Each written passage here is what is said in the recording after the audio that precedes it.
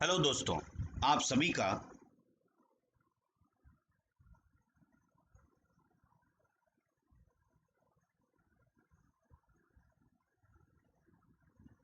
Hello friends, आप सभी का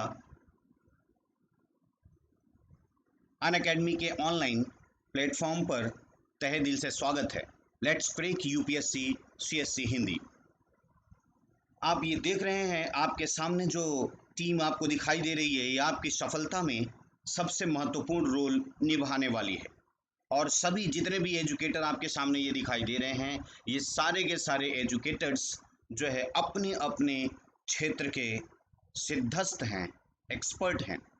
तो आइए, आप देख रहे हैं ये ढेर सारे आपके सामने जो दिखाई दे रहे हैं एजुकेटर्स, ये आपको पूरी तरह से सफलता की ओर ले जाए। एक बार जितने भी जन आए हो, फिर से एक बार सभी लोगों को गुड मॉर्निंग, और जल्दी जल्दी से आप लोग आइए और शुरुआत कर दिया जाए तेजी के साथ।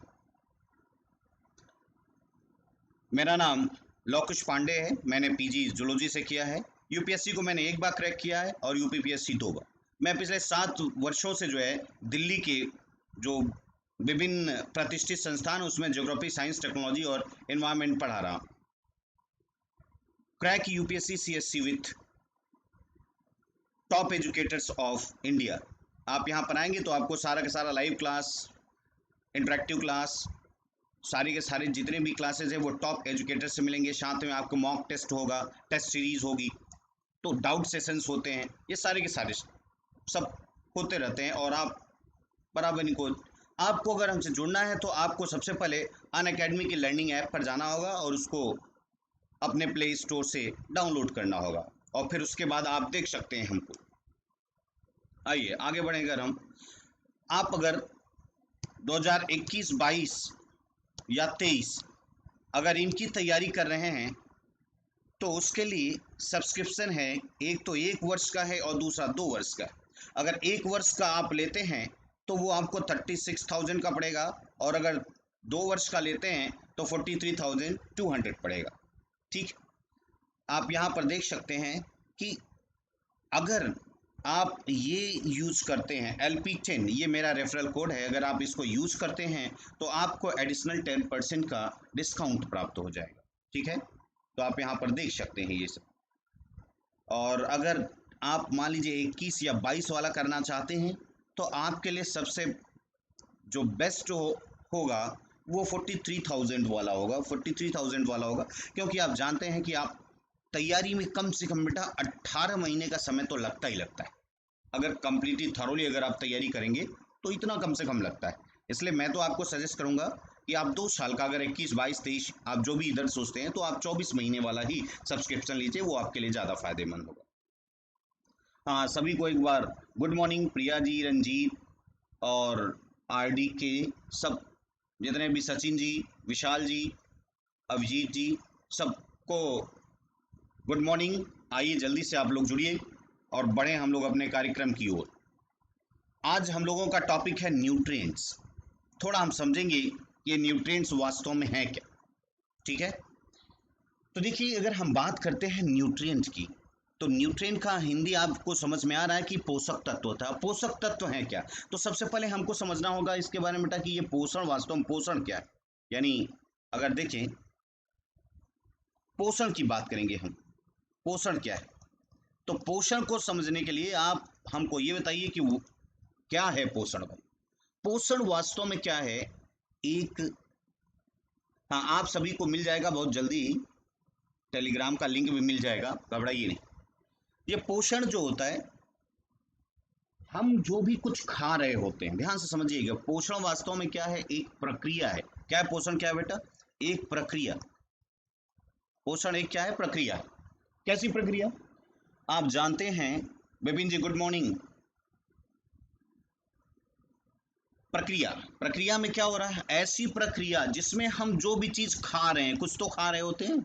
अरे वही जो भोज्य पदार्थ, जो वही भोज्य पदार्थ खाते हो, भोज्य पदार्थ, वही है पोषक तत्व।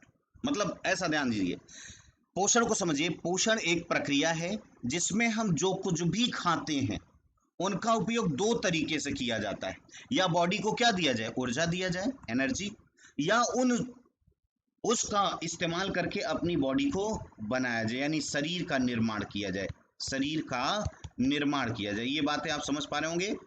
यानी भाई दो ही काम तो है, आपकी बॉडी अच्छी खासी बनी रहे, यानी शरीर का निर्माण बना रहे, डोले सोले टाइप के बने रहें, और मतलब बॉडी अच्छी रहे, और दूसरी उसमें ऊर्जा भरी पड़ी हो। ऊर्जा भी बहुत जरूरी है, कि पता चला कि आपके डोले सोले तो हैं लेकिन आपके पास बिल्कुल एनर्जी नहीं है, आप डोले दिखा रहे हैं, लेटे पड़े हुए हैं, एक तरफ गिरे पड़े हुए। लेकिन अगर आपके अंदर ऊर्जा है तो आपकी बॉडी चाहे एकदम दुबली पतली हो, वो भी काम में आएगा, है ना। हाँ, वेरी गुड, बहुत सही। आगे यही तो हम लोग देखना चाहते हैं ना, कि किससे निर्माण हो रहा है, किससे क्या बन रहा है। तो आज हम लोग न्यूट्रिएंट्स की ही बात करने वाले हैं। तो यानी अगर हम सिंपल सी बात करें तो पोषण आप किसको बोलेंगे? पोषण एक ऐसी प्रक्रिया है, यानी आप कह सकते हैं पोषण वो प्रक्रिया है जिसमें हम पोषक तत्वों को या भोज्य पदार्थों को खाते हैं और उनका इस्तेमाल दो कार्यों में करते हैं। या तो उनसे ऊर्जा प्राप्त करनी हो ताकि हम कोई भी काम आराम से कर सकें, दूसरा शरीर का निर्माण करना। मैंने कहा दोनों चीजें होनी चाहिए। ऐसा नहीं हो कि आपके अंदर एनर्जी तो भरी पड़ी है लेकिन एकदम लुकड़े से बने हुए हैं। और लुकड़े से बने हुए हैं इसका मतलब ये कि आप जा रहे हैं, बगल से थोड़ी अच्छी गाड़ी गई, पता चला दो चार कदम जाकर के पीछे उड़ गए, तो उतनी भी पतली नहीं होनी चाहिए और इतनी भी हाई नहीं होनी चाहिए कि पूरी रोड अकेले घेर के चल रहे होते हैं। तो यानी कहने का मतलब है कि पोषण ऐसी प्रक्रिया है जिसमें भोज्य पदार्थों को हम लोग क्या करते हैं, ग्रहण करते हैं, और उसका उपयोग हम या तो ऊर्जा प्राप्त करने के लिए करते हैं या शरीर को निर्माण करने के लिए करते हैं। तो जो हम जिस भोज्य पदार्थों को खाते हैं वही है पोषक तत्व। ये वास्तव में भोज्य पदार्थ इसीलिए हैं क्योंकि ये आपका पोषण करते हैं, इसीलिए हम इनको खाते हैं, और कोई मतलब नहीं है। आगे देखिए, यहाँ पर हमने लिखा हुआ है, पोषण को अच्छी तरह से हमने यहाँ पर लिख दिया है। यह एक प्रक्रिया है जिसमें पोषक तत्व, कौन से पोषक तत्व हैं, ये देखिए, प्रोटीन है, वसा है, कार्बोहाइड्रेट है, विटामिन है, मिनरल है, आदि को ग्रहण करते हैं, खाते हैं, और फिर उसका उपयोग या तो ऊर्जा प्राप्त करने के लिए करते हैं या शरीर में निर्माणकारी पदार्थों के लिए कर। जैसे सपोज कीजिए आपके पास एक बाइक है और बड़ी जबरदस्त बाइक है, एकदम नई बाइक, लेकिन बेटा अगर उसमें पेट्रोल ना हो तो बाइक किस काम की? समझ पा रहे हो ना। यानी ऊर्जा बहुत जरूरी है, उसके लिए ऊर्जा चाहिए। जैसे मैंने आपको बताया, आपके बॉडी में, बॉडी तो बड़ी हट्टी कट्टी है लेकिन किसी से आप कुछ काम ही नहीं कर पा रहे हैं, तो किस काम की? आपको ऊर्जा नहीं है। पता चला कि आप पढ़ने यहाँ आए हैं, आप बहुत स्वस्थ हैं, लेकिन आप जब पढ़ने बैठते हैं तो आपका सिर भारी हो जाता है, शरीर मतलब मजा नहीं आता पढ़ने में। इसका मतलब है कि बेटा आपके अंदर ऊर्जा की कमी है। या बार बार ले लेके जम्हाई मुंह फाड़ देते हैं एकदम मगरमच्छ की तरह, तो ये क्या है? This is the lack of energy. ये सिर्फ और सिर्फ क्या है? ऊर्जा की कमी है, ठीक है। और दूसरा, आप क्या बॉडी बनी हो, यानी अगर बाइक मस्त है तो उसमें ऊर्जा भी, यानी उसकी बॉडी का जबरदस्त स्ट्रक्चर है, पूरी मसल्स बाइक है, और साथ ही उसमें भरा हुआ है ऊर्जा, तो बेटा फिर तो क्या कहने, है ना। अब ध्यान से समझिएगा, बहुत इंपॉर्टेंट बात। पोषण के ना कई विधियां होती हैं, हालांकि सामान्य हम यहाँ पर समझेंगे कि अगर हम क्या करें, पोषण की विधियां, विधियां मतलब मोड, मोड ऑफ न्यूट्रिशन, यानी कोई कैसे क्या क्या खाएगा। याद रखिएगा बेटा, मैंने आपको बताया पोषण चाहे जो जीव हो, चाहे मच्छर हो और चाहे व्हेल हो, उनको भी यही 5 जो आपको दिखाई दे, प्रोटीन, वसा, कार्बोहाइड्रेट, विटामिन्स, मिनरल्स, यही 5 चीजें खानी होगी। क्योंकि क्यों खानी होगी आप जानते हैं, क्योंकि प्रोटीन बॉडी बनाएगा, है ना, कार्बोहाइड्रेट ऊर्जा देगा, वसा जो है इनके बीच के कुछ कार्य करता है ना, जैसे बॉडी का टेम्परेचर बनाएगा, ऊर्जा स्टोर करके रखेगा, कुछ शरीर के निर्माण में भी कार्य करता है ना। जैसे कोशिका झिल्ली जब बनती है तो आपने देखा कि फास्फोलिपिड की बनी होती है, क्यों भाई? हाँ, बिल्कुल सही बोल रहे हैं विशाल जी, कि बिना पेट्रोल जो है बेकार है आपकी बाइक, क्योंकि फिर तो भाई आपको बड़ा भारी पड़ जाएगा, है ना। बहुत सही आपने बताया मुझे कि सर पेट्रोल के बिना तो बाइक बेकार है। बिल्कुल सही, तो वही तो हम करें, आपके ऊर्जा के बगैर तो आपके शरीर खराब है, बेकार है, किसी काम की नहीं है, थर्ड क्वालिटी के, 2 टके की है। तो आप समझ रहे हैं ना कि ये जो 2% की है उसके लिए, इसीलिए मैं बोलता हूँ आप लोग जितने भी बेटा सुबह उठ रहे हो बहुत अच्छा लगता है, क्योंकि मैंने आज कल देखा है कि ये आम सी धारणा हो गई है कि बंदा जो तैयारी कर रहा है वो 9 बजे सोकर उठता है। वो कभी देखिए 9 बजे वाले जो है उसकी सफलता के चांसेस बहुत कम हो जाते हैं। मेहनत करो। हाँ, वेरी गुड मॉर्निंग, जल्दी जल्दी आइए आप लोग आज लेट कर रहे हैं। आज मैं थोड़ा सा जानबूझ के लेट हुआ, अदरवाइज मैं लेट नहीं होता हूँ, वो तो टेक्निकल प्रॉब्लम हो जाती इसलिए मैं लेट हो गया था भाई। 6:10 तक किसी भी कीमत पर स्टार्ट हो जाया करेगी क्लास, इसलिए आप लोग विशेष ध्यान दीजिएगा। अब देखिए विधियां की बात, विधियां चाहे जो हो हमको खाना तो यही है बेटा, प्रोटीन, वसा, कार्बोहाइड्रेट, विटामिन, खनिज तत्व, यही सब खाना, इसके अलावा हमको कुछ भी नहीं खाना है। इतनी भी बातें आपको ध्यान में रखना, कुछ भी नहीं, ठीक है ना। वेरी गुड, बहुत अच्छा, बहुत अच्छा प्रियंका जी, आप 5 बजे उठते हैं, ठीक है, अच्छी बात, सुप्रभात। चलिए भाई देखिए, सबको मैं सुप्रभात तो बोलना थोड़ा सा मेरे लिए टफ होगा, क्योंकि कंफ्यूजन हो जाएगा, आपको बार बार देखूंगा, क्योंकि आपका जो नंबर आता है वो मेरी मोबाइल में आता है और मुझे बार बार उधर देखना पड़ता है, ठीक है। फिर से मैं सबको, आशीर्वाद भी है मेरा खूब ढेर सारा, हम तो यार पूरा का पूरा जानते हो, जब भी देते हैं तो थोक में आशीर्वाद भी देते हैं कि बेटा पढ़ो और सफल हो जाओ। जिस दिन आप सफल हो जाओ समझ लेना कि मेरा आशीर्वाद लग गया है, तभी हुई, ठीक है, कोई बात नहीं। खुश रहो, मस्त रहो जहां भी रहो, और दिन रात पढ़ते रहो बस, ठीक है। तो आप, मैं बताना चाहता, पोषण, पोषण तो आपने कहा कि सर पोषण कुछ नहीं, बस जो चीजें आप खाते हो उसका इस्तेमाल 2 पार्ट में कर लिया जाए, ये पूरी प्रोसेस क्या कहलाती है, यही कहलाती है आपकी पोषण। अब पोषण की विधियां क्या होती है, यानी हम ये जो पदार्थों को ले रहे हैं, खा रहे हैं, वो क्या क्या क्या खाते हैं। तो पोषण की विधियां कुछ तो ऐसी होती है जिसको हम बोलते हैं स्वपोषी, क्या होते हैं, स्वपोषी। और कुछ होता है जैसे ये स्वपोषी है, और दूसरा क्या होता है, विषम पोषी। ध्यान ध्यान रखिए क्या होता है, विषम पोषी। देखिए ये हम आगे किसी क्लास में आपको ये बताएंगे पूरा का पूरा मोड ऑफ न्यूट्रिशन। तो स्वपोषी मतलब क्या हुआ, जो अपना भोजन स्वयं बनाते हैं। विषम पोषी का मतलब क्या हुआ, जो अपना भोजन स्वयं ना ही बनाते बल्कि वो दूसरे के ऊपर निर्भर रहते, उनको हम क्या बोलते हैं। आप जानते हैं स्वपोषी का मतलब क्या हुआ, ये जो प्लांट वगैरह जो होते हैं, है ना, या शैवाल वगैरह जो होते हैं, कुछ बैक्टीरिया वगैरह भी हैं, ये सब सारे जो साइनो बैक्टीरिया वगैरह जिसको आप बोलते हो, ये सारे के सारे कैसे हैं, सारे के सारे, हाँ बिल्कुल, ऑटोट्रॉफ और हेट्रो, हाँ very good very good, autotroph और हेट्रोट्रॉफ, हाँ उसी की बात मैं कर रहा हूँ। ये ऑटोट्रॉफिक है स्वपोषी, जो अपना भोजन स्वयं बनाते हैं, विषमपोषी हेट्रोट्रॉफिक जो कि भोजन के लिए दूसरे पर डिपेंड होते हैं। आप जानते हैं कि हम लोग भोजन बनाते हैं या भोजन पकाते हैं, आप हमको बताएंगे कि भोजन हम बनाते हैं या भोजन हम पकाते हैं। भोजन का मतलब भोज्य पदार्थों को बनाते हैं या पकाते हैं, आप बताइएगा जल्दी से, हमको जल्दी उत्तर आना चाहिए आप लोगों का, है ना। यस, हम लोग बेटा सिर्फ और सिर्फ क्या कर सकते हैं, पका सकते हैं भोजन, भोज्य पदार्थों को बना नहीं सकते। भोज्य पदार्थ का मतलब है, जाहिर सी बात है, बनाने का मतलब हुआ कि बैगन आप बनाते हो कि बैगन को आप रोस्ट करके पका करके खाते हो, सिंपल सी बात है। हाँ पकाते हैं, वेरी गुड विपिन जी, हम सिर्फ पका सकते हैं बेटा, हम भोज्य पदार्थों को बना नहीं सकते। बनाने का काम कौन करता है, स्वपोषी करते हैं, इसीलिए हम लोग डायरेक्ट इनडायरेक्ट किस पर डिपेंड होते हैं, इन्हीं स्वपोषियों पर डिपेंड होते हैं बेटा, ये बात को आपको ध्यान में रखना होगा, ठीक है। तो विषमपोषी, अब विषमपोषी को भी 3 भागों में बांट दिया गया है, ध्यान से समझिएगा, विषमपोषी को भी 3 भागों में, हम यहाँ पर इसको बहुत ज्यादा डिटेल नहीं देखेंगे, बस थोड़ा सा देखेंगे, क्योंकि हमको आज न्यूट्रिएंट पढ़ना है, नहीं तो सारा टाइम इधर चला जाएगा। आज हमने सोचा है कि न्यूट्रिएंट में कम से कम 2 तो पढ़ लिया जाए, एक प्रोटीन पढ़ लेंगे और दूसरा हम लोग पढ़ लेंगे वसा। ये 2 अगर खत्म हो गए तो समझ लेना बेटा और न्यूट्रिएंट्स में कुछ नहीं है, क्योंकि इसी में थोड़ी दबंगई है, ठीक है। ओनली कुकिंग, यस विशाल जी बहुत सही, ओनली कुकिंग नो प्रोड्यूस। हाँ तो आपने देखा कि विषम, जो विषम पोषी होते हैं वो क्या होते हैं, ये भी 3 प्रकार के होते हैं बेटा, यहाँ पर ध्यान से देखिएगा, विषम पोषी। देखिए मैंने कहा मोड चाहे जो हो, आपको क्या चाहिए, चाहे आप विषम पोषी में अगर हम बात करें, तो विषम पोषी के लिए सबसे पहले अगर देखेंगे तो इसको हम बोलते हैं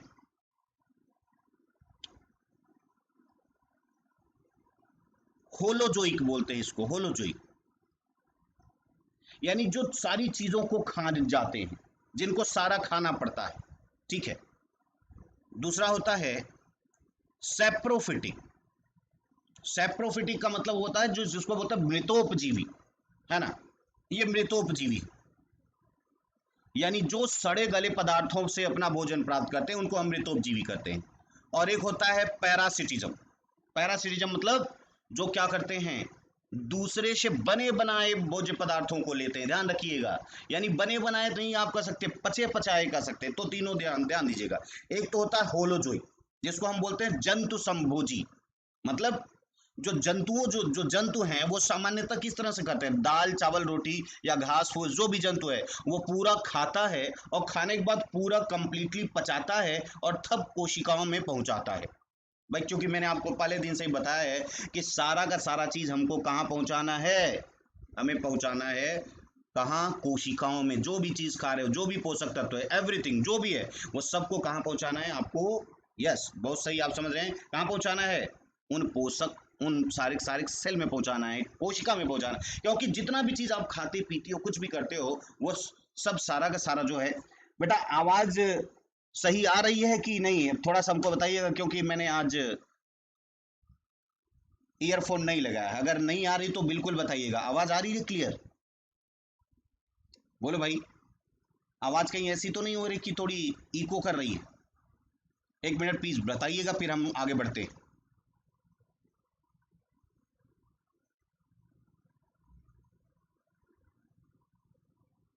स्लो आ रही है, वेरी गुड। अभी वही मैं पूछना चाहता था। अभी अभी तेज आएगी, अभी देखिएगा ये बहुत तेज आने वाली है। ठीक है, हम देखिए लगा लगा रहे हैं। अब ये तेज आ गई। मुझे मुझे भी लग रहा था कि शायद कोई प्रॉब्लम है। सॉरी, आवाज शायद कम आ रही है। अभी बताइएगा आवाज अब कैसी आ रही है? आवाज क्लियर आ रही है?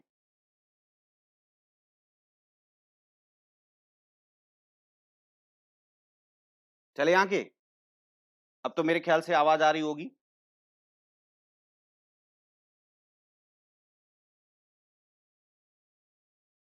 बताइए भाई, थोड़ा सा हमको आवाज क्लियर होनी चाहिए बेटा, ताकि हाँ, अब सही आ रही ना? Very good. ठीक है कांजा जी, हम यही आज जानना चाहते ताकि अच्छी आवाज भाई वैसे भी क्योंकि ये थोड़ा सा इको होता है तो आवाज थोड़ी सी बेकार हो जाती है। हाँ, हम लोग क्या बता रहे थे कि पोषण जो होता है, पोषण की विधियां, यानी हम कोई भी चीज खाते हैं अलग अलग। कोई सीधे सीधे घास खा जाता है, कोई सीधे सीधे मांस खा जाता है ना, कोई सीधे सीधे तो खूने पी जाता है। तो वही चीजों को हम देख रहे हैं। लेकिन ये सब जो खा पी रहे हैं, सब जो कर रहे हैं, उनको भी यही सिर्फ वो किसके आकांक्षी हैं, मतलब किस चीजों को जाना चाहते हैं, मतलब खाना चाहते हैं। उनकी जो इच्छा है, वही इच्छा का मतलब उनकी मजबूरी है। वो यही खाएंगे ही, नहीं खाएंगे तो उनको सारी की सारी कहां से मिलेगा।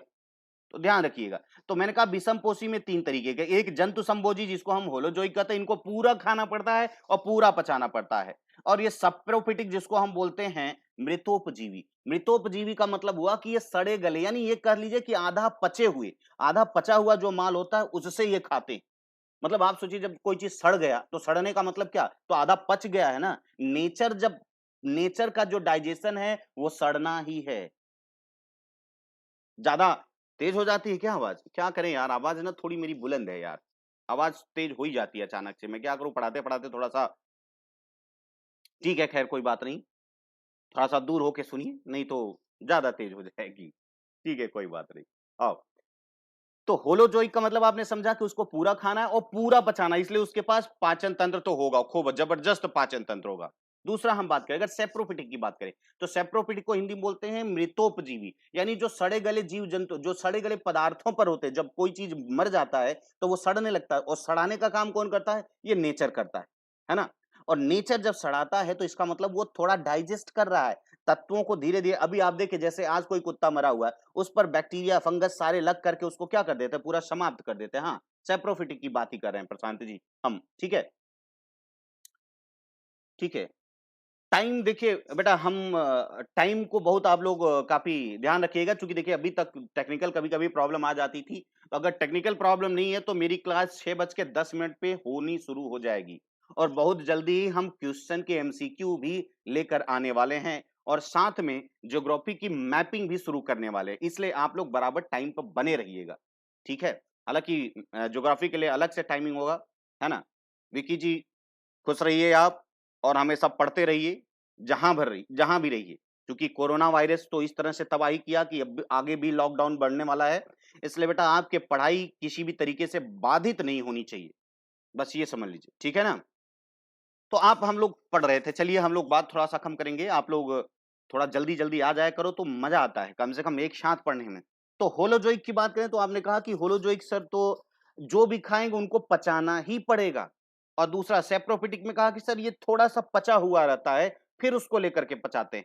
और पैरासिटिक का मतलब क्या हुआ, ये पचे पचाए माल को खाते हैं। यस बिल्कुल सही आपने कहा, पचे पचाए माल को मतलब आप पचा लेते हो। जैसे सपोज कीजिए मैं बात करूं, अगर ये मच्छर क्या है भाई, मच्छर क्या है, या जो आपके ऊपर रहते हैं वो क्या है, मतलब जो भी पैरासाइट होते हैं वो क्या कर, आपका पचा हुआ माल आपके ब्लड से, भाई आपके ब्लड में क्या पहुंचा है, दाल चावल रोटी पहुंची है या दाल चावल रोटी का पचा हुआ मटेरियल पहुंचा है, आप बताओ भाई।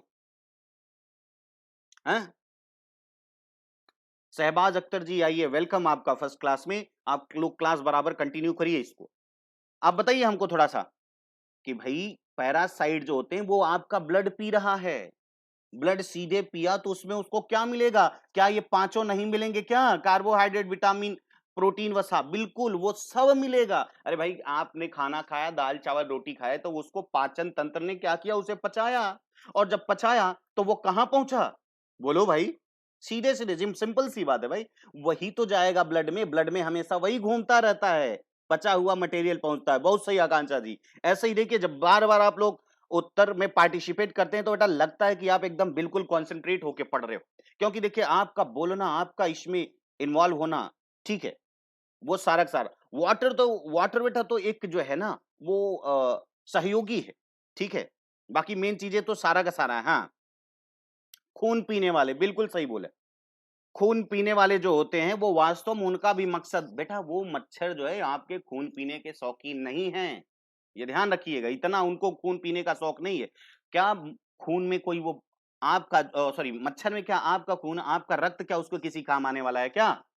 आप बेटा जब उसको मारते हैं कभी कभी पूरा हाथ आपका लाल रंग हो जाता है, बेटा वो आपका ही खून है, मतलब वो जो निकला हुआ है मच्छर आपका खून नहीं है, आपने नहीं पैदा किया वो, ठीक है।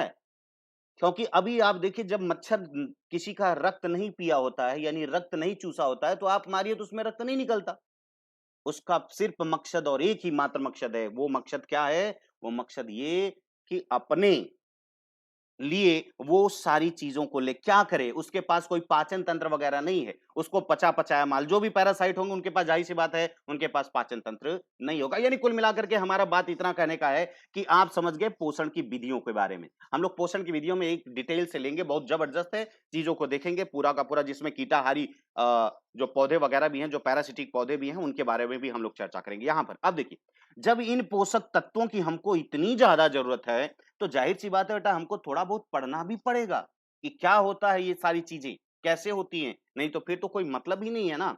चलिए आइए अब हम लोग देखते हैं तो वास्तव में पोषक तत्व क्या, पोषण आपने समझ लिया कि ये जो पोषक तत्व हम खाते हैं उन्हीं से हम सारा का सारा क्या करते हैं, उन्हीं से सारा हम ऊर्जा प्राप्त करते हैं और अपनी बॉडी बिल्डिंग करते हैं। Is that clear. तो इतनी बात आपको एकदम 100% क्लियर होनी चाहिए। अगर कहीं भी कोई डाउट है, यस आप कर सकते हैं। Blood is food of mosquito, आप बिल्कुल सही कर रहे हैं, वो उनका फूड ही है।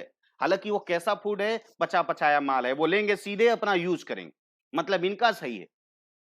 इसीलिए आपने कभी देखा होगा कि कहते हैं अगर हमको तुरंत शक्ति लेनी हो तो हमको क्या करना होगा, पचा पचाया माल लो, अपने आप सब हो जाएगा। पचा पचाया माल क्या है, बोलो, ग्लूकॉन डी, यानी ग्लूकोज आप सीधे पीते हो तुरंत ऊर्जा आ जाती, क्यों, क्योंकि पचा पचाया माल है, उसको पचाने की जरूरत ही नहीं है। Is that clear. तो आप वही समझिएगा, पचा पचाया माल अगर आया तो कोई जरूरत नहीं है। कुछ लोग तो बॉडी बनाने के लिए प्रोटीन की जगह पर सीधे सीधे एमिनो एसिड भी ले लेते हैं ना, तो बॉडी को तेजी से काम करता है। फिलहाल जो भी है ये सारी चीजें हम लोग देखेंगे। पहले यहाँ पर पोषक तत्व वास्तव में क्या होते हैं, ये सारे के सारे रासायनिक तत्व होते हैं। आप जानते हैं ये सारे के सारे रासायनिक तत्व हैं, रासायनिक यौगिक हैं और बहुत ही जटिल होते हैं, जो जीवों के शरीर शारीरिक विकास के लिए और उन्हें जीवित रखने के लिए आवश्यक होते हैं। यस, ये ऐसे तत्व हैं, ऐसे रासायनिक तत्व हैं जो किसी भी जीव को जीवित रखने के लिए या उसके शरीर में ग्रोथ करने के लिए, विकास करने के लिए आवश्यक होते हैं, उसे ही हम क्या बोलते हैं? पोषक तत्व कहते हैं। Is that clear? ऐसे पदार्थ जो जीवों को, या यही देखो, इतना भी डेफिनेशन आपकी बहुत क्लियर कट होगी, या ऐसे पदार्थों को जो जीवों की उपापचय क्रियाओं में उपयोग किए जाते हैं। गुड मॉर्निंग भाई रवि रत्न निषाद जी, आइए, गुड मॉर्निंग। तो उपापचयी क्रियाओं में उपयोग करने के लिए, ठीक है बेटा, देखो अगर सही बताएं तो अगर आप फाउंडेशन से शुरू कर रहे हैं तो ये जबरदस्ती कहना कि हम 1 साल में कंप्लीट कर लेंगे, नहीं, कम से कम आपको 15 से 18 महीने लग जाते हैं फाउंडेशन लेवल का। हाँ, कुछ देखिए, या तो आप शुरू से ही लगे हों, हम कि हम 12वीं में पहुंचे हैं तब से तैयारी की हो, तो वो हो सकता है, लेकिन अभी थोड़ा तो है ना, तो अभी आपको कम से कम बेटा 15 महीने तो आपको लग ही जाते हैं, क्योंकि समझ विकसित के साथ में आपको स्ट्रेटजी भी तो बनानी पड़ती है। ऐसा नहीं हुआ कि सब रटने के बाद आपका सिलेक्शन, नहीं, स्ट्रेटजी भी होती है। फिलहाल उपापचय क्रियाओं की बात करें तो आप यहां पर समझिएगा, हमने क्या कहा? उपापचय। उपापचय का मतलब जो भी चीजें हम खाते हैं उनका इस्तेमाल कैसे कर रहे हैं, ये ओवरऑल जितनी क्रिया होती है। जैसे सपोज कीजिए आप रोटी खाए, तो रोटी क्या हुआ? रोटी शरीर के अंदर गया, उसको तोड़ा गया। भाई शरीर के अंदर गया तो उसको क्या किया गया? तोड़ा गया। ये भी एक क्या है? उपापचय की क्रिया है। उसको तोड़ा गया और फिर उसको क्या है? ब्लड में डाला गया, और जब वो ब्लड में पहुंचा और ब्लड दौड़ता हुआ कहां लेके गया? कोशिका में, और फिर जब कोशिका में उसका यूज हुआ तो वहां पर भी ग्लूकोज का यूज हुआ। तो यानी ओवरऑल जो भी पोषक तत्व आप खाते हो, उनका जो वास्तव में शरीर में क्या होता है, जिस क्रिया के माध्यम से उनका इस्तेमाल किया जाता है, वो सारी क्रियाएं क्या कहलाती हैं? उपापचय। यानी सब कुछ उपापचय है।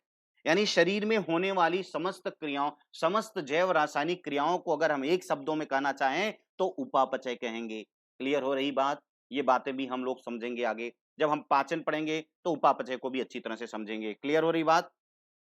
अब देखिए आगे अगर हम बढ़े, बढ़ जा,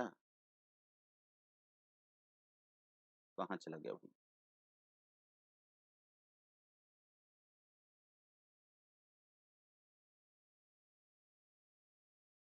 हाँ, पोषक तत्व।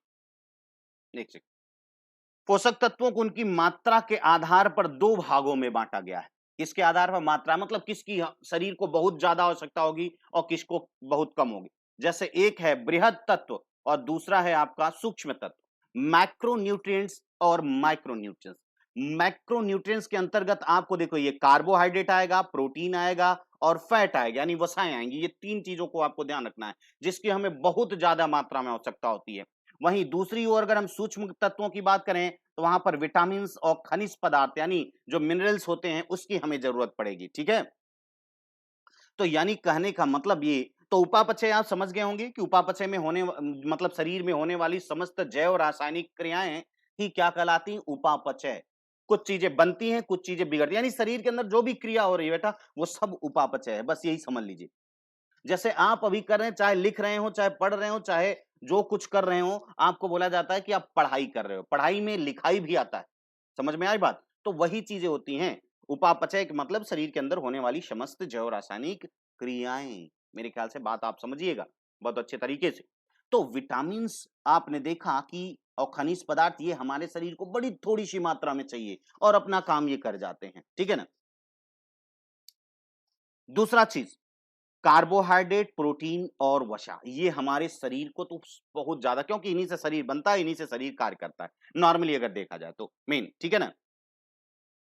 अब हम बात करते हैं सबसे पहले बृहद तत्वों में। तो बृहद की, जिसकी ऐसे पदार्थ या ऐसे यौगिक या ऐसे तत्व जिनकी हमें सबसे ज्यादा मात्रा में आवश्यकता होती है, उसको हम बृहद तत्व कहते हैं। इसके अंतर्गत कौन कौन आते हैं? ठीक है, पोषक तत्व यहां पर पूरा होना चाहिए बेटा। ये बृहद पोषक तत्व और ये सूक्ष्म पोषक तत्व। ठीक है, ये बृहद पोषक तत्व है, इधर सूक्ष्म पोषक तत्व है। तो हम सबसे पहले बृहद पोषक तत्व में आते हैं कार्बोहाइड्रेट। बहुत ध्यान से समझिएगा। ठीक है, तो कार्बोहाइड्रेट क्या है इसको हम समझते हैं। कार्बन प्लस हाइड्रेट मतलब क्या होता है? कार्बन मतलब क्या होता है भाई, बोलो? कार्बन तो कार्बन है। आप यहां देखो क्या हुआ, carbon, carbon plus hydrate. Hydrate का मतलब क्या होता है? हाइड्रेट मतलब होता है पानी। तो कार्बन प्लस पानी ये दोनों मिला करके हम कार्बोहाइड्रेट कहते हैं। लेकिन इसमें कार्बन का जितना अनुपात होना चाहिए उतना ही अनुपात किसका होना चाहिए? पानी का, लगभग लगभग। अगर ये दोनों अनुपात यानी ये 1 है तो पानी भी 1 होना चाहिए। जैसे अगर ये मान लीजिए 6 है तो ये भी कितना होना चाहिए? 6 होना चाहिए, ठीक है। यानी इसका वास्तव में देखा जाए कार्बन, हाइड्रोजन और ऑक्सीजन का अनुपात तो ये क्या होता है? 1:2:1 ये है, क्या कहलाता है? हाँ बिल्कुल, कार्बन प्लस जल को कार्बोहाइड्रेट, हाइड्रेट मतलब जल, और कार्बन से ये N हटा दिया गया है। अब पूरा पढ़ो तो कार्बोहाइड्रेट हो गया। हाइड्रेट का मतलब तो पानी होता है, आप जानते हो, इसलिए इसको कार्बोहाइड्रेट बोला जाता है। Is that clear? मेरी बात समझ पा रहे हैं? इसमें मैंने कहा कार्बन, हाइड्रोजन और ऑक्सीजन के तत्वों से मिलकर बना एक जटिल यौगिक होता है, जिसमें कार्बन, हाइड्रोजन और ऑक्सीजन की जो अनुपात है मैंने यहां पर लिखा है। वेरी गुड, बहुत सही व्लादिमीर पुतिन जी। आप यहां पर कैसे घूम रहे हैं भाई? हैं? कोरोना वायरस का प्रभाव उधर नहीं है क्या, लग रहा है? चलिए कोई बात।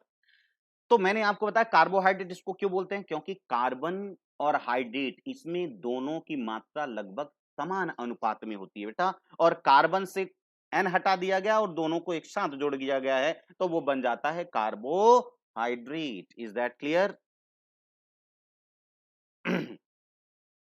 अब यहां पर थोड़ा सा देखिए, मैंने कहा यह शरीर को क्या देता है, ये इसका मुख्य कार्य क्या है? यह शरीर को मुख्य रूप से ऊर्जा प्रदान करता है। ध्यान से रखिएगा, इसका मेन काम होता है ऊर्जा प्रदान करना, है ना?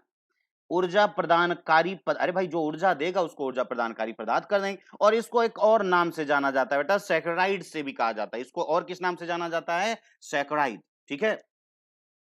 तो आप यहां पर देख सकते हैं कि मैंने कहा कि ये जो कार्बोहाइड्रेट होते हैं ये ऊर्जा प्रदान करने वाले तत्व होते हैं, इसी कारण से, ठीक है। अच्छा कोई बात नहीं, कोई बात नहीं।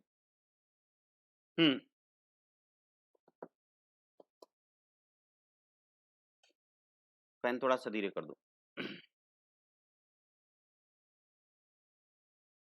यानी कहने का मतलब आप समझ पा रहे होगे मुझे, है ना? यानी ऊर्जा प्रदानकारी क्यों बोले इसको? क्योंकि ये सिर्फ काम करता है ऊर्जा देने का। अभी देखिएगा, अभी आपके सामने बहुत जबरदस्त चीजें आने वाली। कार्बोहाइड्रेट मुख्यतः 3 प्रकार के हैं। ये कितने प्रकार के हैं? 3 प्रकार के। एक को हम बोल चुके, हमने क्या बताया, इसको शर्करा भी कहा, है ना? मोनोसैकेराइड, यानी सैकेराइड भी कहा हमने। क्या बोला? सैकेराइड भी कहते हैं। मैंने किसको कहा? सैकेराइड, भाई बोलो। यस, इसको हम सैकेराइड भी कहते हैं। क्लियर हो रही बात? तो कार्बोहाइड्रेट जो होते हैं वो 3 प्रकार के हैं। सामान्यतः अगर देखा जाए, एक तो होता है एकल शर्करा जो सबसे सिंपल होता है, दूसरा होता है द्विशर्करा और तीसरा होता है बहुशर्करा। एक शर्करा जो एकल शर्करा होती है इसको बोलते हैं, ये सिंपलेस्ट फॉर्म है कार्बोहाइड्रेट का। कार्बोहाइड्रेट का जो सिंपलेस्ट फॉर्म है वो एकल शर्करा है। द्विशर्करा में वही एकल शर्करा के 2 यूनिट जुड़ जाते हैं, ठीक है। जबकि अगर बात कहें बहुशर्करा में तो 2 से अधिक होते हैं। हालांकि इसके बीच में एक और आता है जिसको हम बोलते हैं ओलिगोसैकेराइड। क्या बोलते हैं? ओलिगोसैकेराइड। Oligosaccharide, oligo. ये ओलिगो जो होता है इसमें देखिए, इसमें एक होता है, एक यूनिट, इसमें 2 यूनिट, इसमें कई यूनिट होते हैं, बहुत यूनिट होते हैं। लेकिन यहां पर होते हैं 2 से ज्यादा, यानी ज्यादा किससे होने चाहिए? 2 से ज्यादा होते हैं, लेकिन 9 से कम होते हैं, यानी 9 तक। यानी कुल मिलाकर अगर 2 से लेकर के 9, यानी 3 से करिए, 3 से लेकर के 9 तक अगर है तो हम उसको ओलिगोसैकेराइड कहते हैं, ठीक है। डाइसैकेराइड को भी कोई कोई ओलिगोसैकेराइड कह देता है, ठीक है। तो यहां पर आप ये ध्यान रखिएगा कि ओलिगोसैकेराइड क्या है, जिसमें 3 से लेकर के 9 तक, या 2 से लेकर के भी आप कह सकते हैं, 2 से लेकर के 9 तक अगर उसमें मोनोमर है, ठीक है। क्लियर? तो आप यहां पर समझ गए होंगे कि ये क्या। अब हम बात करते हैं 1 बाई 1 की। एकल शर्करा क्या है? तो एकल शर्करा का जो होता है, इसका जो, इसमें सिर्फ एक होता है जिसको हम अगर देखें तो इसको बोलते हैं कि हम अगर यहां CN फिर H2N और फिर ON, इस तरीके से, यानी जितना कार्बन होगा उतना ही ऑक्सीजन होगा और हाइड्रोजन उसका जो है उसका 2 गुना होता है, ठीक है। यानी कहने का मतलब ये कि अगर ये, जैसे अगर हम बात करें ग्लूकोज, तो ग्लूकोज आपने पढ़ा होगा C6H12O6, बहुत बार पढ़ा है। ये सबसे सिंपल फॉर्म वाला कार्बोहाइड्रेट है। ये हम शॉर्ट में इसको ग्लूकोज की बात, तो ये ग्लूकोज, ग्लूकोज, फ्रक्टोज और गैलेक्टोज एकल शर्करा हैं। मतलब इन सब का जो फार्मूला होगा वो यही होगा, इससे अलग नहीं होगा। बस इसका आगे वाला जो स्ट्रक्चर होगा, जो इसकी बनावट होगी वो बस अलग होगी बेटा। बाकी एकल शर्करा ये तीन हैं, याद रखिएगा कौन कौन, ग्लूकोज, फ्रक्टोज और गैलेक्टोज। ये ध्यान रखिएगा, ये सारे के सारे आपके सामने जो दिखाई दे रहे हैं, तो ये एकल शर्करा कौन सा, ग्लूकोज, फ्रक्टोज। और सबसे सिंपलेस्ट कौन है, ये ग्लूकोज। हर जगह पर आपको ग्लूकोज मिलेगी और हमारे बॉडी में जो ऊर्जा के लिए इस्तेमाल किया जाता है जो मटेरियल, वो ग्लूकोज ही यूज किया जाता है बेटा, फ्रक्टोज यूज नहीं किया जाता। फ्रक्टोज को भी अगर यूज किया जाना होगा तो फ्रक्टोज को ही सबसे पहले किसमें बदला जाएगा, ठीक है। तो ये ध्यान रखिएगा कि ग्लूकोज, फ्रक्टोज और गैलेक्टोज जो है वो एकल शर्कराएं होती हैं। ग्लूकोज आप जानते हो इसको बोलते हैं, ये जनरल शर्करा है। दूसरा बात करें, अगर फ्रक्टोज की बात करें तो फ्रक्टोज किस में पाई जाती है, फलों में पाई जाती है और शहद में पाई जाती है। गैलेक्टोज जो होती है ये दुग्ध शर्करा होती है, ये ध्यान रखिएगा। यानी किसकी शर्करा है, ग्लूकोज जो है इसको हम बोलते हैं ये सामान्य शर्करा है। यहां से थोड़ा सा मैं इन सबको हटाता हूं ताकि यहां थोड़ा सा मैं लिख सकूं, ठीक है। तो आप इतनी बात समझ गए होंगे कि ग्लूकोज जो होता है ये वास्तव में क्या है, ये सामान्य शर्करा है, सामान्य शर्करा है। और फ्रक्टोज जो है ये किसमें, फलों में और किसमें पाई जाती है, फलों में और शहद में पाई जाती है, जो कि सबसे ज्यादा मीठी होती है। यानी इसीलिए हम इसको बोलते हैं इट इज द क्या, स्वीटेस्ट शुगर, यानी ये सबसे मीठी शर्करा होती है, ठीक है। और गैलेक्टोज ये दुग्ध की है, यानी जो दुग्ध में पाई जाती है, जो दुग्ध की जो मिठास होती है वो वास्तव में किसकी वजह से होती है, वो गैलेक्टोज की वजह से होती है। Is that clear. तो ग्लूकोज, फ्रक्टोज और गैलेक्टोज की बातें आप समझ गए होंगे। अब यहां पर ये देखिए मैंने कुछ नोट्स लिखे हैं।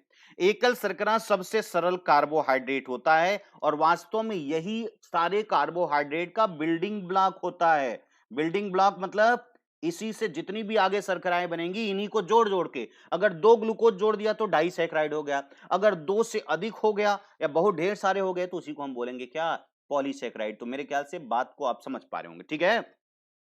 तो आप यहां देख लें, सरल शर्करा, ये सॉरी सरल कार्बोहाइड्रेट सबसे ज्यादा कौन होता है, एकल शर्करा। और इसी से जितने भी कार्बोहाइड्रेट होते हैं उसी से बनते हैं। और सामान्यतः आपको ग्लूकोज ध्यान में रखना है बेटा, क्योंकि ग्लूकोज ही सब कुछ है। आपके अंदर ग्लूकोज अच्छी खासी भरी है, इसलिए आप बैठ के पढ़ रहे हो इतनी सुबह सुबह। नहीं होती तो आराम से अभी कहीं अंगड़ाई लेते या अभी सोते रहते, ठीक है। तो मेन चीज क्या है, आपके अंदर अच्छी खासी ऊर्जा है। दूसरा सबसे मीठी जो है वो कौन सी है, फ्रक्टोज है, ठीक है।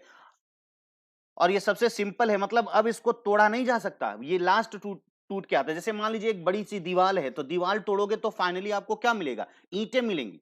ईंटें, जैसे आपका भी जो कार्बोहाइड्रेट है वो ग्लूकोज नामक किससे बना होता है, ग्लूकोज नामक ईंटों से बना होता है। और जब ये ईंटें टूट जाती हैं, सॉरी जब दीवार टूटती है तो सारे के सारे ईंटें निकल जाती हैं। ठीक वैसे ही ऐसे ग्लूकोज भी है, जब बड़ी कार्बोहाइड्रेट टूटती है तो वो निकलती क्या है, एक छोटे छोटे यूनिट, जिसको हम क्या बोलते हैं, मोनोसैकराइड। और मोनोसैकराइड में ग्लूकोज नॉर्मली निकलता है, ठीक है।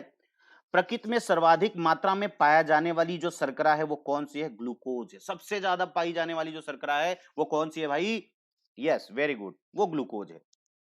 नेक्स्ट अगर बात करें, जो कि त्वरित ऊर्जा का स्रोत है, आप ग्लूकोज को मैंने आपको बताया, अगर आपको बहुत तेजी से तुरंत ऊर्जा चाहिए तो कहते हैं ना, तुरंत शक्तिदायक कोई नहीं ऐसा ग्लूकॉन डी जैसा।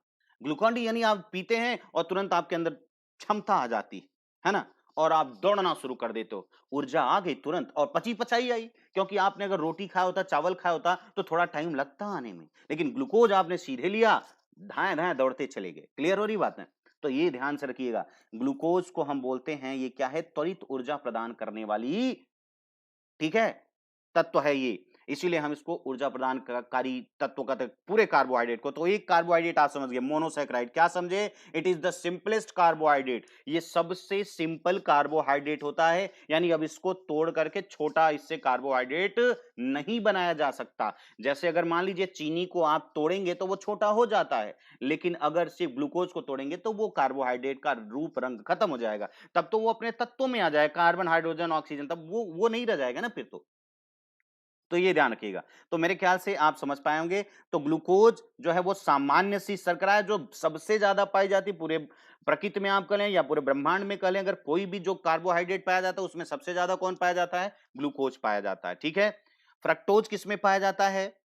आपको ये पता है कि शहद और फ्रक्टोज फ्रूट से ही बना हुआ है, इसलिए फ्रक्टोज इसमें पाया जाता है। हाँ, लेकिन एक चीज और ध्यान रखिएगा, अंगूर में पाई कौन जाती है? ये देखिए, कहीं पर है नहीं क्या? अच्छा हाँ है, ये देखो, अंगूर में जो पाई जाती है बेटा, अंगूर भी फल है लेकिन उसमें कौन सी शर्करा पाई जाती है? यस, वेरी गुड, बहुत सही। अंगूर में पाई जाती कौन सी? बताओ थोड़ा सा। अंगूर में बताओ जल्दी से, कौन सी शर्करा पाई जाती है भाई? हाँ बिल्कुल, एप्पल में भी बिल्कुल पाई जाएगी, सब जगह पाया जाएगा। समझ में आया?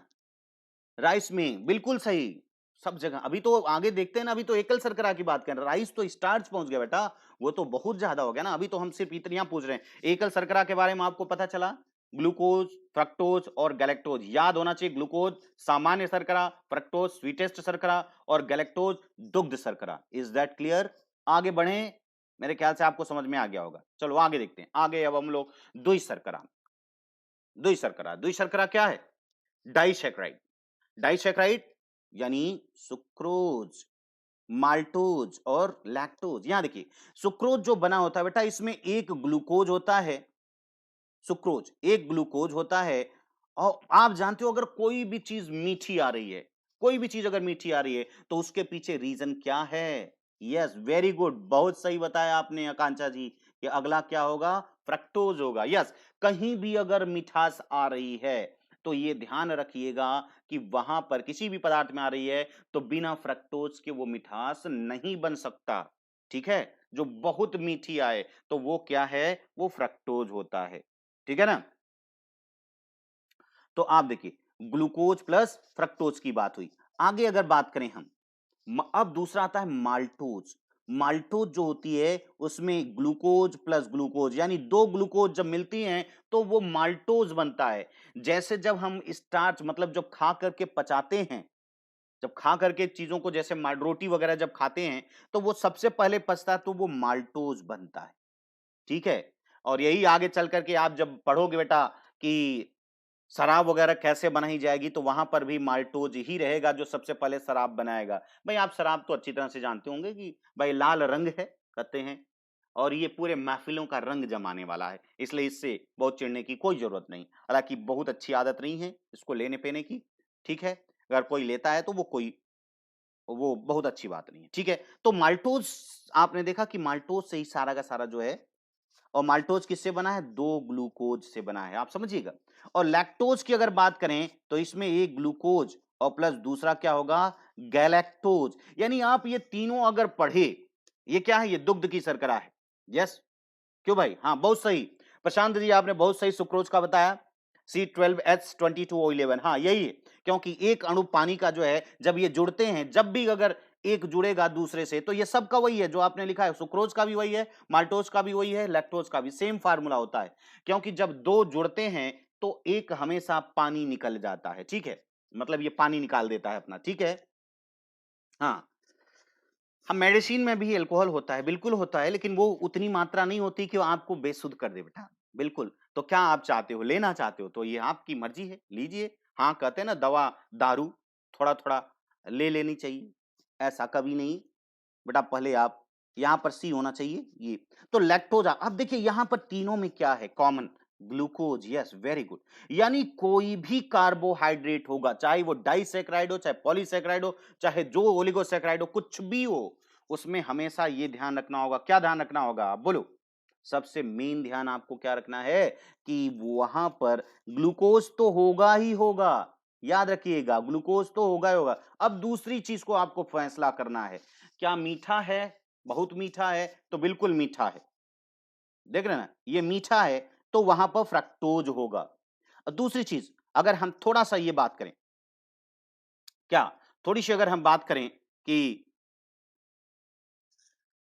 अगर हल्का जो दुग्ध में होगा तो उसमें गैलेक्टोज होगी। ग्लूकोज तो कॉमन है, मैंने आपको बताया बेटा कि ग्लूकोज इज द नॉर्मल या आप जनरल क्या कार्बोहाइड्रेट और ये मोनोमर सब जगह होगा। आप देखिए चाहे जो आप शर्करा बना लें, चाहे जो कार्बोहाइड्रेट बना ले, वहां पर हमेशा हमेशा क्या होगा, ग्लूकोज तो होगा ही होगा, क्योंकि बिना ग्लूकोज के कोई कार्य नहीं होने वाला है। इतनी बातें आपको पूरी तरह से ध्यान रखना है। अगर कार्बोहाइड्रेट बनेगा तो ग्लूकोज रहेगा। Is that clear? अभी देखेंगे, अभी पॉलीसेकेराइड की भी बात हो रही है, अभी हम सारी चीजों को अभी आपको दिखाते हैं, ऐसी बात नहीं है। तो यहां पर अब हम बात करें अगर बहु शर्करा की, तो ये बहु लिखा हूं, बड़ी ऊ की मात्रा मत दे देना बेटा, क्योंकि बहुत लिख दिए ना तो बहु हो जाएगा। इसलिए ये ध्यान रखिएगा कि ये छोटी छोटी बातों को रखिएगा। तो ये मैंने कहा कि बहु शर्करा की बात करें, तो बहु शर्करा वास्तव में क्या है? पॉलीसेकेराइड। ठीक है, पॉलीसेकेराइड को अब हम समझिएगा। मतलब अब यहां मैंने आपको बीच में एक बताया था बेटा कि ओलिगोसेकेराइड की बात कर रहे थे, है ना, ओलिगोसेकेराइड। तो ओलिगोसेकेराइड मैंने कहा कि हालांकि ये जो ओलिगोसेकेराइड होता है, ये जो होता है ये बहुत ज्यादा स्टेबल नहीं होता, ये बनता है बिगड़ता रहता है, बनता है बिगड़ता है। ये जो मैं आपको दिखा रहा हूं ये स्टेबल है, इसीलिए हम लोग इसको पढ़ रहे हैं, क्योंकि ओलिगोसेकेराइड तो बीच का इंटरमीडिएट है, वो बहुत ज्यादा टाइम तक जो है वो स्टेबल नहीं रहता। ठीक है, तो अब देखिए बहुशर्करा की अगर हम बात करें, तो बहुशर्करा में सबसे मेन है क्या? सेलुलोज, स्टार्च, ग्लाइकोजन, काइटिन और पेप्टिडोग्लाइकॉन है बेटा, ये कौन? पेप्टिडोग्लाइकॉन। देखिए ये इन बातों को ध्यान रखिए। ग्लूकोज जो होता है, ये ध्यान रखिएगा, यहां पर ध्यान से देखिएगा। सेलुलोज, सेलुलोज आप जानते हैं कि ये क्या करता है? सेल वॉल, प्लांट की जो सेल वॉल बनी होती है वो किसकी बनी होती है? थोड़ा बताएंगे हमको, किसकी बनी है भाई? प्लांट की सेल वॉल किसकी बनी होती है? क्या प्लांट में सेल मेम्ब्रेन यानी कोशिका भित्ति ही पाई जाती है बस, या कोशिका झिल्ली भी पाई जाती है, या दोनों पाए जाते हैं? जल्दी से उत्तर आना चाहिए आप लोगों का, थोड़ा थोड़ा बोलो भाई। सेलुलोज कहां पर होता है? बोलो। हाँ, सेलुलोज कहां है? नेहा जी बताइए। सेलुलोज की बात करें कि सेलुलोज कहां पर होता है? दोनों पाया जाता है। बहुत सही, वंदना ने बहुत सही बताया कि प्लांट में जो है, प्लांट की कोशिका में कोशिका झिल्ली और कोशिका भित्ति भी होती है, लेकिन कोशिका झिल्ली बनी किसकी होती है? बोलो। और सॉरी, कोशिका भित्ति यानी सेल वॉल किसकी बनी होती है? बोलो। अरे सेलुलोज की बनी होती है भाई, ठीक है ना? हाँ, वेरी गुड, बहुत सही। भाई आप लोग बराबर इसमें पार्टिसिपेट किया करो बेटा, क्योंकि जितना ज्यादा आप एक्टिव रहोगे उतना ज्यादा चीजें समझ में आएंगी। याद रखिएगा, आप जितना एक्टिव रहेंगे, जितना ज्यादा, उतना ही ज्यादा फायदा होगा। ठीक है,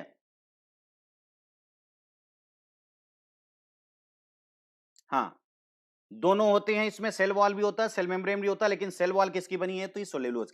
तो ये सेलुलोज अभी तक आपने समझा क्या है? क्या सेलुलोज? सेलुलोज भी कहा सर ये भी तो कार्बोहाइड्रेट है, बिल्कुल कार्बोहाइड्रेट है, लेकिन कैसा कार्बोहाइड्रेट है? ये पॉलीसैकेराइड है। इसका मतलब इसमें जो मोनोमर, मोनोमर का मतलब जो सबसे छोटी यूनिट है, जैसे आप यहां पर आपको मैंने दिखाया था, अगर हम बात करें ये सारे क्या है? ये मोनोमर्स हैं, यानी यही जुड़ जुड़ करके क्या बनाएंगे? पॉलीमर्स बनाते हैं। पॉलीमर मैंने आपको समझाया था कि पॉलीमर क्या है। तो ग्लूकोज अगर सेलुलोज की बात करें, तो सेलुलोज आप देखेंगे कि सेलुलोज में ऐसे ही ग्लूकोज, ये देखिए ये ढेर सारे क्या हैं? ये ढेर सारे क्या दिख रहे हैं आपको? सीधे सीधे देखते जाइए, ये ऐसे ऐसे मैंने आपको बताया था, लगभग 1500 ग्लूकोज जब आपस में एक सीधी लाइन में अगर जुड़ जाते हैं तो उसको आप क्या कहते हो? बोलो। यस, उसी को हम क्या कहते हैं? उसी को हम सेलुलोज कहते हैं। क्लियर हो रही बात? तो सेलुलोज है, यानी एक पूरी सीधी सी श्रृंखला आप कह सकते हैं। ये सीधे आप, मैंने आपको क्या दिखाया कि ये पूरा का पूरा क्या है? सीधे है। मैंने कहा लगभग 1500 जब जुड़ जाती हैं तो ये सेलुलोज बन जाता है। ठीक है ना? ये देखो यहां सीधी श्रृंखला, यानी आप कह सकते हैं अगर कोई पूछे कि सेलुलोज क्या है, तो आप बोल सकते हैं कि सर यह ग्लूकोज का लीनियर पॉलीमर है, यानी सरल रेखीय बहुलक है, जो कि कोशिका भित्तियों में, जो कि कोशिका भित्ति, प्लांट की कोशिका भित्ति का निर्माण करता। सिंपल था। क्लियर हो रही बात? अब बात करें अगर स्टार्च की, देखो यहां ये तीनों को समझिएगा, इसको बोलते हैं हम होमो, या होमो, और ये क्या है? हेट्रो। ये होमोपॉलीमर है, यानी एक जैसे ही तत्व ये मिलके बना हुआ है। जैसे अब हम स्टार्च की बात करें, तो स्टार्च आपने देखा कि ये क्या होता है? ये प्लांट में होता है। स्टार्च भी कहां होता है? प्लांट में। लेकिन ये क्या करता है? ये स्ट्रक्चरल है, ये संरचना बनाता है, इसलिए इसको बोलते हैं हम संरचनात्मक। क्या बोलते हैं? संरचनात्मक क्या कार्बोहाइड्रेट, याद रखिएगा ये क्या है, संरचनात्मक कार्बोहाइड्रेट कहते हैं इसको। एक एक बात ध्यान में रखिएगा, मैं बहुत स्लो पढ़ाता हूं ताकि आपको एक एक बातें समझ में आ जाएं। ग्लूकोज का polysaccharide, yes very good Prashant ji. अब यहां पर देखिए स्टार्च, अब अभी अभी आप देखिए कि हमको वास्तव में लेना क्या होता है, खाना क्या होता है, ग्लूकोज ही तो। भाई आपके बॉडी को जो एनर्जी देगा वो कौन देता है बेटा, ये ग्लूकोज देता है। आप इतने दम से पढ़ते हो, हर काम करते हो, वो किससे, इसी से। तो आप यहां पर ध्यान दीजिएगा कि यानी अगर हम बात करें तो ग्लूकोज, अब स्टार्च की अगर बात करें तो ध्यान रखिएगा स्टार्च भी जो है वो भी ग्लूकोज का ही पॉलीमर है। ये देखिए, ये देखिए, ये देखिए, ये देखिए, देख रहे हैं ना, ऐसे जब हजारों की संख्या में ग्लूकोज आपस में जुड़ जाता है, लेकिन ये लीनियर नहीं, ये ब्रांच है बेटा। ये देखो यहां भी ग्लूकोज बना हो सकता है, यहां भी हो सकता है, यहां भी हो सकता है, यहां भी हो सकता है, यहां भी हो सकता है। आप समझ पा रहे हैं ना, जब शाखान्वित सेल्यूलोज, ठीक है, ध्यान रखिएगा, यानी स्टार्च की बात करें तो स्टार्च भी जो है वो क्या है, एक ही तरह की यानी होमोपॉलीमर है। अगर आप देखें होमोपॉलीमर का मतलब आप समझ पा रहे हैं ना, एक जैसा अगर कोई सारा का सारा जो है एक ही जैसा अगर मिल करके एक ही जैसा तत्व अगर मिलकर बनाए तो यहां सारे का सारा ग्लूकोज है। ग्लूकोज के अलावा कोई चीज है, कोई भी चीज नहीं है। ध्यान रखिएगा, एक ग्लूकोज जब दूसरे ग्लूकोज से जुड़ा हुआ है, ये एक बॉन्ड बना हुआ होता है। इसको हम बोलते हैं क्या, कौन सा बोलते हैं भाई, कौन सा बॉन्ड बोलते हैं, एक ग्लूकोज से दूसरे ग्लूकोज के बीच बने बंध का क्या नाम होता है, कौन सा बंध, थोड़ा सा हमको बताइएगा। यानी ये जो एक ग्लूकोज से दूसरे ग्लूकोज से ये जो बॉन्ड आपको दिखाई दे रहे हैं, इस बॉन्ड का क्या नाम है, देखता हूं कौन बताता है हमें, बताइए जल्दी से बताइए, क्योंकि मेरे पास समय नहीं होता बहुत ज्यादा। ठीक है, अभी पढ़ना है हम लोगों को बहुत ज्यादा, नहीं तो बहुत लंबा हो जाएगा। जल्दी बताओ बेटा, जल्दी जल्दी जल्दी। ग्लूकोज और ग्लूकोज के बीच उपस्थित बंध को हम किस नाम से जानते हैं, बताओ। हाँ सिंगल बॉन्ड तो है, ठीक बोल रहे हो आप, लेकिन बंध कौन सा होता है बेटा, ये बताओ हमको, बोलो। सिंगल बॉन्ड तो बेटा कभी पाई बॉन्ड हो ही नहीं सकता, सिंगल बॉन्ड तो हमेशा पहले सिग्मा बॉन्ड बनता है, ठीक है। नहीं, glycosidic bond, very good, Harendra साहब ने बताया ग्लाइकोसिडिक बॉन्ड, प्रशांत जी ने भी बताया ग्लाइकोसिडिक बॉन्ड, वेरी गुड, इसका नाम है ग्लाइकोसिडिक, ग्लाइकोसिडिक, ग्लाइकोसिडिक बंध है जो कि यहां पर बांधा हुआ है। क्लियर हो रही बात, बहुत सही बताया आपने। तो ये ध्यान रखिएगा क्योंकि ये भी पूछ लिया जाता। बेटा मैंने आपको कहा कि जो हम यहाँ पर साइंस पढ़ रहे हैं वो सिर्फ और सिर्फ जो है, हम फोकस तो हमारा मेन यूपीएससी का, लेकिन जितने भी एग्जाम्स हुए हैं, जितने भी होने वाले हैं, उन सबको ये कवर करेगा। और ये गारंटी है कि अगर आप मेरी हर क्लास को अटेंड कर रहे हैं, ठीक है, तो आपको साइंस को लेकर के या किसी भी चीज को लेकर के कोई प्रॉब्लम नहीं होने वाली, जो भी मैं पढ़ाता हूं, ठीक है। और अगर आप सीधे सीधे अगर जुड़ते हैं मेरे से, आप जैसे मैंने कहा कि अगर आप हमारा LP10 यूज करके अगर आप एडमिशन लेते हैं, तो आप अगर मेरे रेफरेंस से जाएंगे तो मैं आपको विशेष जो है, जाहिर सी बात है कि आप फिर मेरे स्टूडेंट हो गए, मिलेगा भाई, पढ़ाई तो आप सबसे करेंगे, लेकिन ठीक है सब में, चाहे जो हो बेटा, चाहे यूपीएससी हो, चाहे यूपीपीएससी हो, चाहे एमपीपीएससी हो, कोई भी कहीं का भी अगर तैयारी कर रहे हो तो it is more than enough. इससे ज्यादा आपको कहीं कुछ नहीं पढ़ना है, इसके साथ बस आपको क्वेश्चन लगाने हैं, यानी आपको प्रश्न लगाना है। और मेरी क्लास आप जानते हो, क्लास तो यही है बेटा, अभी 6 बजे की होती है। अभी मैं इसमें नया जुड़ा हूं तो शुरुआत में अभी सिर्फ 1 या 2 की क्लास लेता हूं, स्पेशल वाली। और ये तो अभी फिलहाल साइंस चल रहा है, साइंस टेक्नोलॉजी भी चलेगी और ज्योग्राफी भी चलेगी। ज्योग्राफी हम जो है वो जुड़ेंगे किससे, मैंने आपको पहले से बता दिया, उसको बहुत जरूर दिखेगा, मैपिंग से करेंगे, ठीक है। फिलहाल यहां पर आपने देखा कि सेलुलोज, स्टार्च और ग्लाइकोजन, आपने देखा यहां ये एक तो एक सीधी लाइन का है और दूसरा क्या है, ब्रांच्ड है। दूसरे वाले में क्या है, ब्रांच्ड है, ये देखिए। लेकिन इन सब में दोनों में अगर देखा जाए तो ये मैंने कहा ये संरचनात्मक है, लेकिन ये कौन सा कार्बोहाइड्रेट है, ये संचित कार्बोहाइड्रेट है, यानी स्टोरेज फॉर्म ऑफ कार्बोहाइड्रेट। इसको बोलते हैं संचित रूप, किसका, कार्बोहाइड्रेट का। क्यों, क्योंकि पौधे जो अपना भोज्य पदार्थ जो बनाते हैं, बना के उनसे खाते हैं, खाने के बाद जो उनको बचता है, वो सारा का सारा किसके रूप में रख देते हैं? आप थोड़ा-सा हमको बताएँगे कि फोटोसिंथेसिस यानी प्रकाश संश्लेषण के दौरान पौधे क्या बनाते हैं? ग्लूकोज बनाते हैं। आपने देखा कि कार्बन डाइऑक्साइड प्लस पानी इन दोनों को सन की उपस्थिति में मिला करके ये ग्लूकोज बनाते हैं। ठीक है ना? आगे हम देखेंगे संचित ईंधन, है ना? हाँ, बिल्कुल आप कह सकते हैं। लेकिन ये पूरा का पूरा आप देखिए ये ग्लूकोज, अब यही ग्लूकोज को वो जब बना करके एक साथ इकट्ठा करने लगते हैं, तो वो क्या करते हैं अपनी बॉडी बनाने के लिए पहले सेलुलोज से तो उनकी संरचना बन रही, पूरी बॉडी बन रही है, तो सेलुलोज तो पहले उसमें बनाएंगे और दूसरा जब इनके अपने खाने से बच जाता है तो स्टार्च के रूप में वो क्या कर देते हैं बेटा, लटका देते हैं फलों के रूप में, बीजों के रूप में। आप इसीलिए जो भी पौधों से खाते हो वो सामान्यतः सब कुछ क्या है, सब कुछ स्टार्च है, लगभग लगभग, है ना? स्टार्च तो मेन है। अब उसमें कब किसी-किसी में थोड़ी-सी मात्रा में प्रोटीन मिल जाता है, किसी-किसी में वसा मिल जाती है, लेकिन रियलिटी क्या है तो सब कुछ वही। क्यों भाई? बात समझ में आ रही ना? हाँ। अब बात करते हैं, यानी ये दोनों एक चीज़ कॉमन रहा कि ये दोनों किसमें पाए जाएँगे? थोड़ा बताइएगा हमको। यस, बहुत सही बताया आपने कि ये पाए जाएँगे, दोनों के दोनों पाए जाएँगे पौधे में। एक तो पौधे का क्या है, एक तो पौधे का शरीर बना रहा है, बॉडी बना रहा है और दूसरा क्या रहा कर रहा है थोड़ा-सा बताइएगा? थोड़ा जो उसके पास बच रहा है उसको संचित भोज्य पदार्थों के रूप में रख रहा है। मेरी बात समझ में आई बेटा? कोई समस्याएँ तो नहीं हो रही हैं? बोलो भाई। अगर कोई समस्याएँ हैं तो बिल्कुल आप बताइएगा। हाँ, बिल्कुल एप्पल भी स्टार्ची है, उसमें मिनरल्स हो सकते हैं। भाई आपको मैं बता दूँ आपको, सब कुछ जो भी खाते हो बेटा प्लांट से वो नॉर्मली तो स्टार्च ही होंगे ना? बिल्कुल, सब कुछ। आगे आप देखोगे। भाई आप एप्पल खा रहे हो, तो एप्पल भी तो ग्लूकोज से ही बना होगा, स्टार्च। आप कहते हैं सर इसमें आयरन भी होता है। बिल्कुल आयरन होगा, है ना? विटामिन्स भी होगा, बिल्कुल होगा। यार आयरन क्या है? आयरन को मैंने क्या बताया? मिनरल्स हैं ये, बहुत कम मात्रा में चाहिए, है ना? आप ध्यान से देखिएगा, ये बहुत कम मात्रा में होते हैं बेटा उसमें, लेकिन है तो पूरा स्टार्च। जैसे मैं आपको कहूं कि कार्बोहाइड्रेट मान लो एक दीवार है, कार्बोहाइड्रेट को मैंने क्या बताया बेटा कि ये दीवार मान लो, स्टार्च एक दीवार, भाई इसमें ये तो पूरा स्टार्च ही है ना, इसमें भी स्टार्च है। हाँ, पानी की मात्रा ज्यादा है। समझिएगा मैं क्या समझाना चाह रहा हूं। ये मान लीजिए ये कार्बोहाइड्रेट की ये क्या है, दीवार है, यानी मान लो ये सेब है, तो सेब तो कार्बोहाइड्रेट है। लेकिन अगर ये मान लीजिए ये दीवार में जो ईंटें लगे हुए हैं, ये देखो बेटा, ये ईंटें लगे हुए हैं।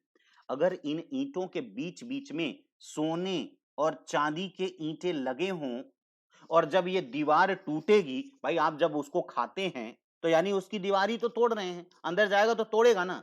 भाई क्योंकि इसी ग्लूकोज की यही ग्लाइकोसिडिक बॉन्ड को ही तो तोड़ना होता है। पाचन का मतलब क्या होता है? यही ग्लाइकोसिडिक बॉन्ड ही तो तोड़ना है। और क्या है? भाई आप रोटी खाते हो तो क्या स्टार्च है? आलू खाते हो तो क्या स्टार्च है ना? चावल खाते हो तो क्या स्टार्च है? वो जब आपके पाचन तंत्र में जाएगा, तो वहाँ पर उसको तोड़ने वाले मज़दूर मैंने आपको बताया था, हमारे शरीर में जो पाए जाते हैं मज़दूर उनको क्या कहते हैं? जो सारे कार्य करने के लिए ज़िम्मेदार होते हैं। Yes, enzyme. जो शरीर में पाए जाने वाले जो एंजाइम हैं, वो बेटा उन्हीं को हम मज़दूर कहते हैं। यानी आपके शरीर का जैसे भी कोई सामान पहुँचता है, उसको लेकर के वो या तो तोड़ने लगते हैं या तो जोड़ने लगते हैं। उनका काम ही है, किसका? एंजाइम का।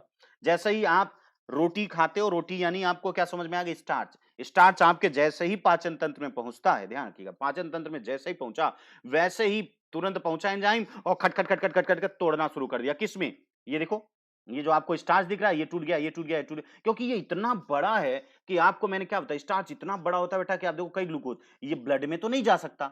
समझ पा रहे हैं ना? आप समझिएगा, भाई ये इतना बड़ा ब्लड में कैसे जाएगा? इसलिए तोड़ करके ब्लड में जाने के लिए, क्योंकि आपको क्या मकसद क्या है आपका?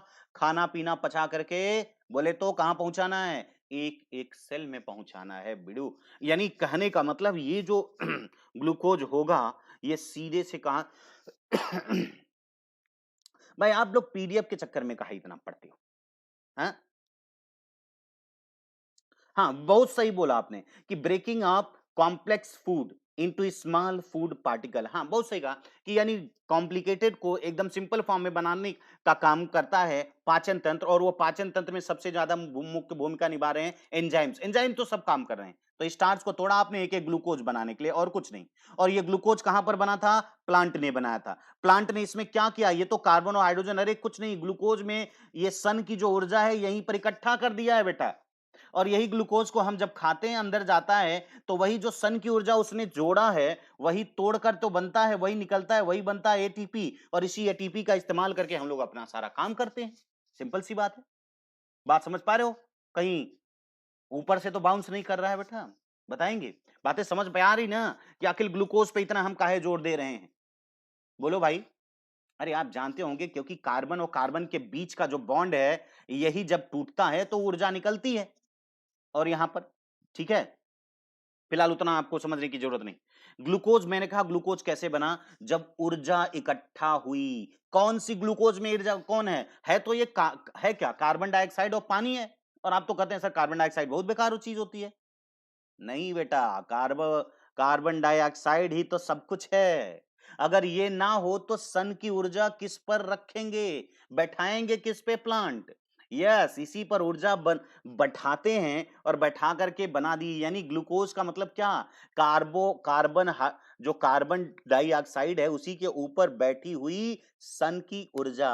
और यही ऊर्जा जब इकट्ठी हो जाती है तो स्टार्च ढेर सारी एक साथ हो जाती तो स्टार्च बना लेता है। और स्टार्च को जब हम खाते हैं तो पेट में जाएगा हमारे, यानी पाचन तंत्र में जाएगा, तो सबसे पहले एंजाइम तोड़ेंगे, फिर से ग्लूकोज बनेगा, और फिर ये ग्लूकोज कहां पहुंचाया जाएगा? ब्लड के द्वारा कहां पहुंचाया जाएगा? एक एक सेल में पहुंचाया जाएगा। ये पूरा ब्लड जो है वो एक सेल में लेके जाएगा, और जब ये ग्लूकोज यहां पहुंचेगा तो फिर से ये क्या बना देगा? कार्बन डाइऑक्साइड और पानी ये निकालेगा, और साथ ही यहां पर जो ऊर्जा सन की उसमें निहित है उसको क्या कर देगा? यस, वेरी गुड, बहुत सही आपने कहा, वही तो एटीपी है। और क्या सोचते हो ग्लूकोज से आप एटीपी बनाते हो क्या? एटीपी तो मुक्त होती है ना। Is that clear? मेरे ख्याल से बात आपको समझ में आ रही होगी, बस इससे ज्यादा समझने की आवश्यकता नहीं है आपको। अब देखिए, हम यही बात कर रहे थे कि ये जो दीवार है, जैसे मान लीजिए मैंने कहा कि प्लांट से जो भी चीजें मिलती है नॉर्मली अगर सामान्यतः कहा जाए तो वो सारे के सारे क्या हैं? ठीक है। आप लोग अगर पीडीएफ चाहिए तो बेटा इसको ना स्क्रीनशॉट ले लिया करो ना। स्क्रीनशॉट लेकर के आप खुद से बना लिया करो। थोड़ा सा मेहनत करो बेटा, ये इस तरह से, और जितनी बार जितना मेहनत करोगे जो आप लिखोगे उतना अच्छा रहेगा, है ना?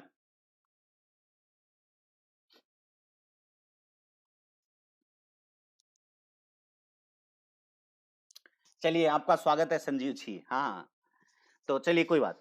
तो यानी आप इतनी बात समझिए, मैंने कहा कि सारी चीजें जितने भी हम प्लांट्स खाते हैं वो सारा का सारा क्या है? वो स्टार्च है, और स्टार्च को हम खा रहे हैं। ठीक है। अब आप देखिए थोड़ा सा आगे, अगर हम थोड़ा सा आगे बढ़ें, बहुत ज्यादा नहीं, थोड़ा सा आगे हम बढ़ना चाहते हैं, तो ये मैंने कहा कि ये पूरा, जैसे मैंने कहा कि ये क्या नाम है, सेब जो है वो बना स्टार्च नामक दीवार की। लेकिन इसमें जो कार्बोहाइड्रेट है उसमें कहीं ना कहीं ये मिनरल्स है, ये विटामिन है, ये बीच में है। जब हम इसको खाते हैं सेब को तो ये टूटता है, और टूटने से क्या निकलता है? पूरे ग्लूकोज निकल जाते हैं। भाई जब दीवार टूटेगी तो बेटा जो सोने चांदी के ईंटें हैं वो नहीं निकलेंगे? इसी तरह से ये भी इसी बीच में छोटे छोटे रहते हैं, ये भी निकल जाते हैं। इसीलिए मैंने कहा पाचन मिनरल्स का और विटामिन का नहीं होता, ये लोग तो खुद ही इतने छोटे छोटे हैं। पाचन तो सिर्फ तीन चीज का होता है, कार्बोहाइड्रेट का, फैट का, और किसका भाई?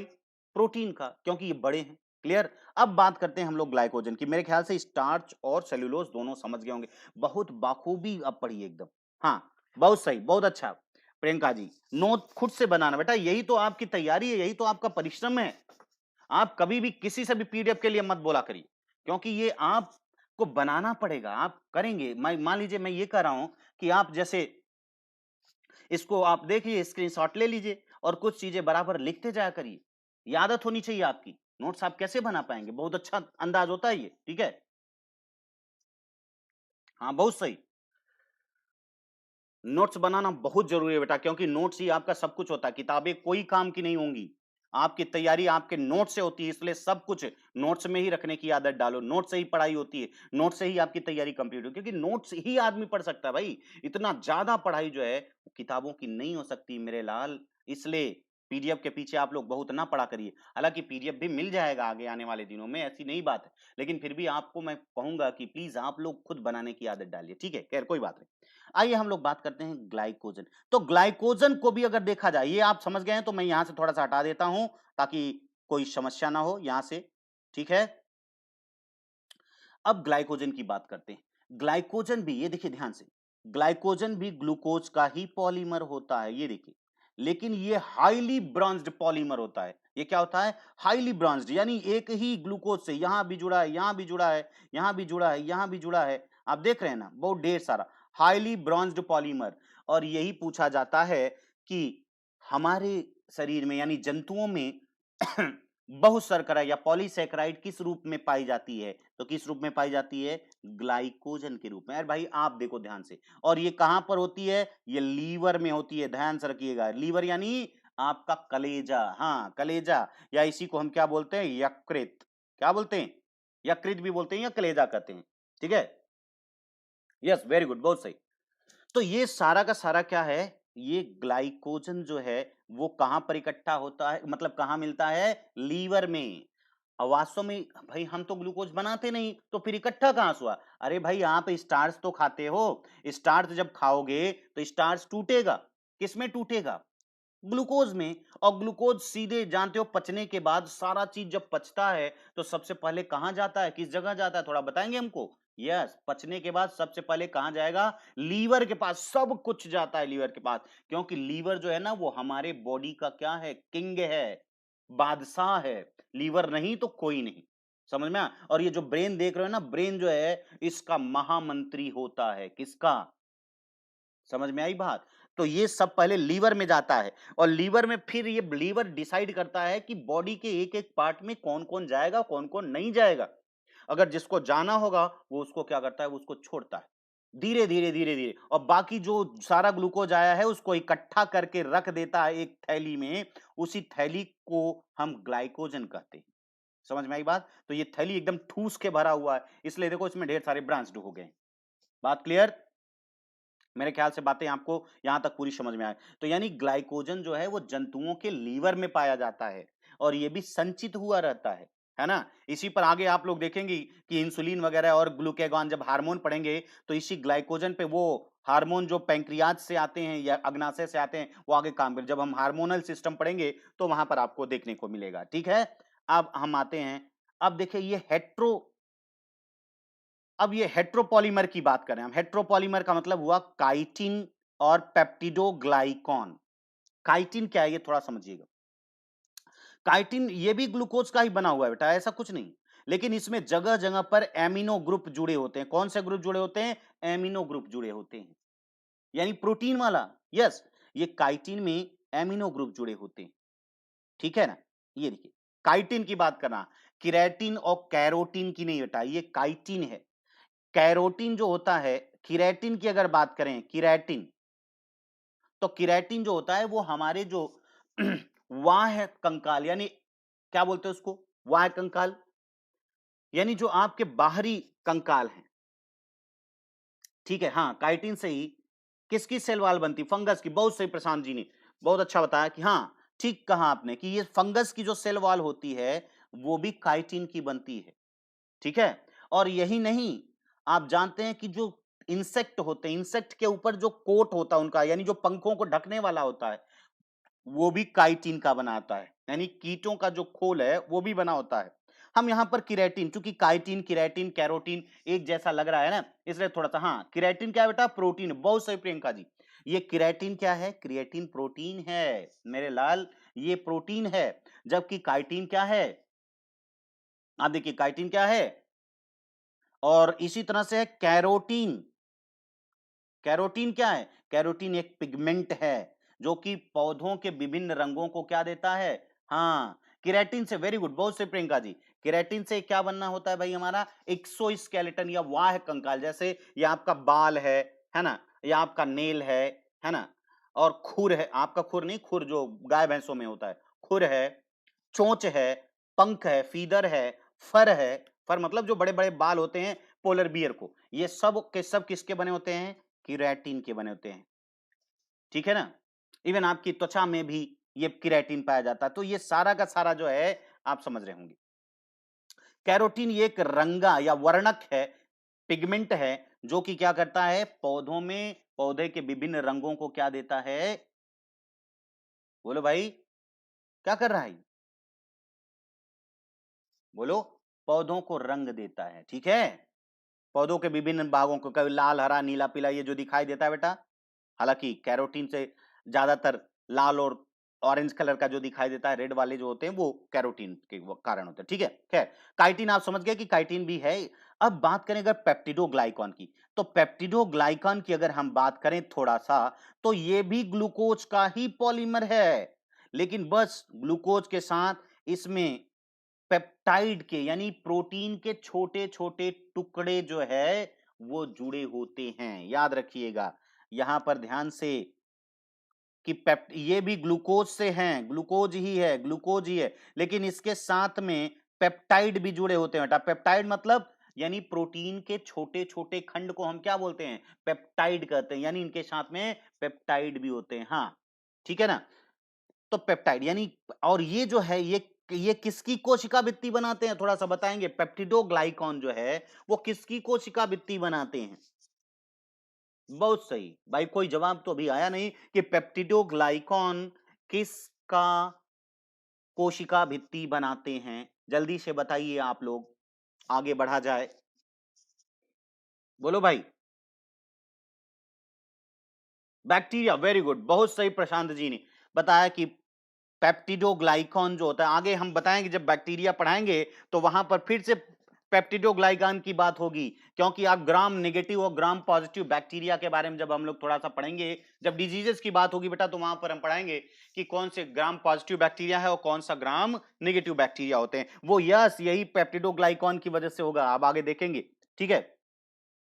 तो आप ये पेप्टिडोग्लाइकॉन से क्या, अब आप देखिए तीन तीन कोशिका भित्तियां बनी हैं। सेलुलोज से प्लांट के सेल की कोशिका भित्ति बन रही है ना।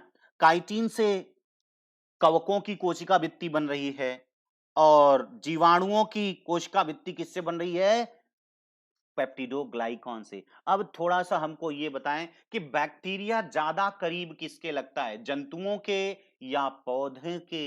यानी अगर नॉर्मली पूछा जाए तो अगर हम सिर्फ आपके पास दो किंगडम रख दें, एक प्लांटी और दूसरा एनिमेलिया, यानी एक जंतु जगत कर दें, दूसरा पादप जगत कर दें, बाकी और कोई जगत ना हो, तो आप बताइए बैक्टीरिया को आप किस जगत में रखना चाहेंगे, जंतु में रखना चाहेंगे यानी एनिमल में रखना चाहेंगे या प्लांट में रखना चाहेंगे। थोड़ा सा हमें जवाब आना चाहिए आपकी तरफ से, बोलो भाई क्या होना चाहिए भाई, बंधुओं जल्दी जल्दी बताओ। प्लांट के, यस वेरी गुड, बहुत सही प्रशांत जी ने, आप एकदम जबरदस्त जवाब दिया। आप बहुत सही जवाब बता रहे हैं, यस ये प्लांट में रखा जाएगा। पहले शुरू शुरू में प्लांट में ही रखे गए थे, कारण उसका यही था कि ये फंगस को भी उसी में रख दिया। ये तो बाद में जब 5 जगत की चीजें आई, नहीं सहवाज जी आप तो गलत कर गए बेटा, जंतुओं में नहीं शिवम जी, इसको प्लांट में रखा जाता था, क्योंकि इसमें क्या होता था, कोशिका भित्ति। और कोशिका भित्ति क्या जंतुओं की कोशिकाओं में पाया जाता है, नहीं पाया जाता मेरे लाल, इसलिए इसको थोड़ा सा ध्यान रखना।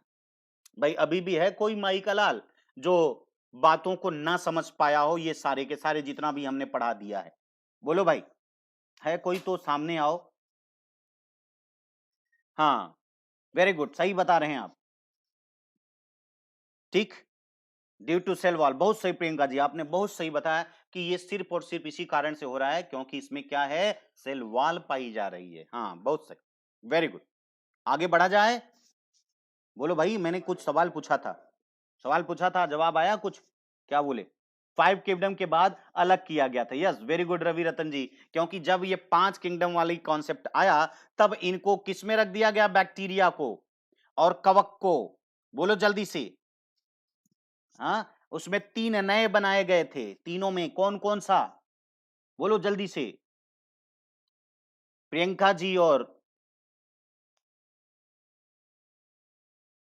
रवि रतन जी, आप बताइए, कोई बताए, रवि रत्न जी आप बताइए कौन से बने उसके बाद जब इनको अलग किया गया, तो 3 बने थे, कौन कौन से बने, इन अलग अलग जगत में रख दिया गया ना इनको, क्योंकि सारे के सारे भाई सिर्फ एक मिलने से उनको रख दिया गया था, सिर्फ कोशिका भित्ति, बाकी और सारी चीजें तो अलग अलग थी। हाँ मोनेरा में रखा गया, वेरी गुड प्रियंका जी, किसको, बैक्टीरिया को।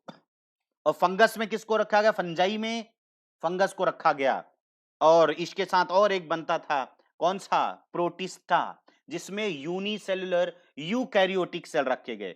ठीक है, वेरी गुड, बहुत सही। चलो आगे बढ़ते हैं हम लोग। वही जो हमने अभी तक वहां चिल्लाया था, उसी का आपके सामने मैंने एक पीडीएफ बना दिया, नोट्स बना दिया है।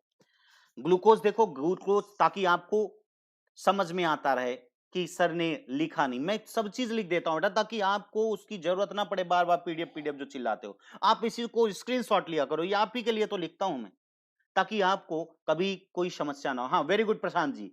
प्रोटिस्टा में अमीबा, पैरामीशियम, यूग्लिना या जो यूकैरियोटिक यूनिसेलुलर होते हैं वो सबको रखा गया। आप यहां पर देखिए, ये सरल रेखी बहुलक होता है बेटा, जो कि कोशिका भित्ति का निर्माण करता है। प्रकृति में सर्वाधिक मात्रा में अगर कोई प्राकृतिक बहुलक पाया जाता है तो वो कौन है? ठीक है, सबसे ज्यादा मात्रा में अगर कोई पाया जाता है तो वो सेलुलोज है। क्लियर ना? बात करें अब स्टार्च। स्टार्च को हम हिंदी में क्या बोलते हैं? मंड या माड़ भी कहते हैं आप लोग। ठीक है, जब चावल बनाते हैं तो उसके ऊपर सारा का सारा निकल आता है। कहते हैं कि इसको कम खाइए तो आपको मोटापा कम हो जाता है, क्योंकि आप जानते हो हम मोटे किससे होते हैं? कोई हमको बताएगा कि मोटाई हमारी किससे बढ़ती है? हम अगर मोटे होते हैं और मोटा कम होना है तो हम किससे हो जाएंगे? क्या चीज कम खाएंगे? यस, वेरी गुड, मंड से। और कोई बताए, मोटाई कौन बढ़ाता है? फैट बढ़ाता है या कार्बोहाइड्रेट बढ़ाता है?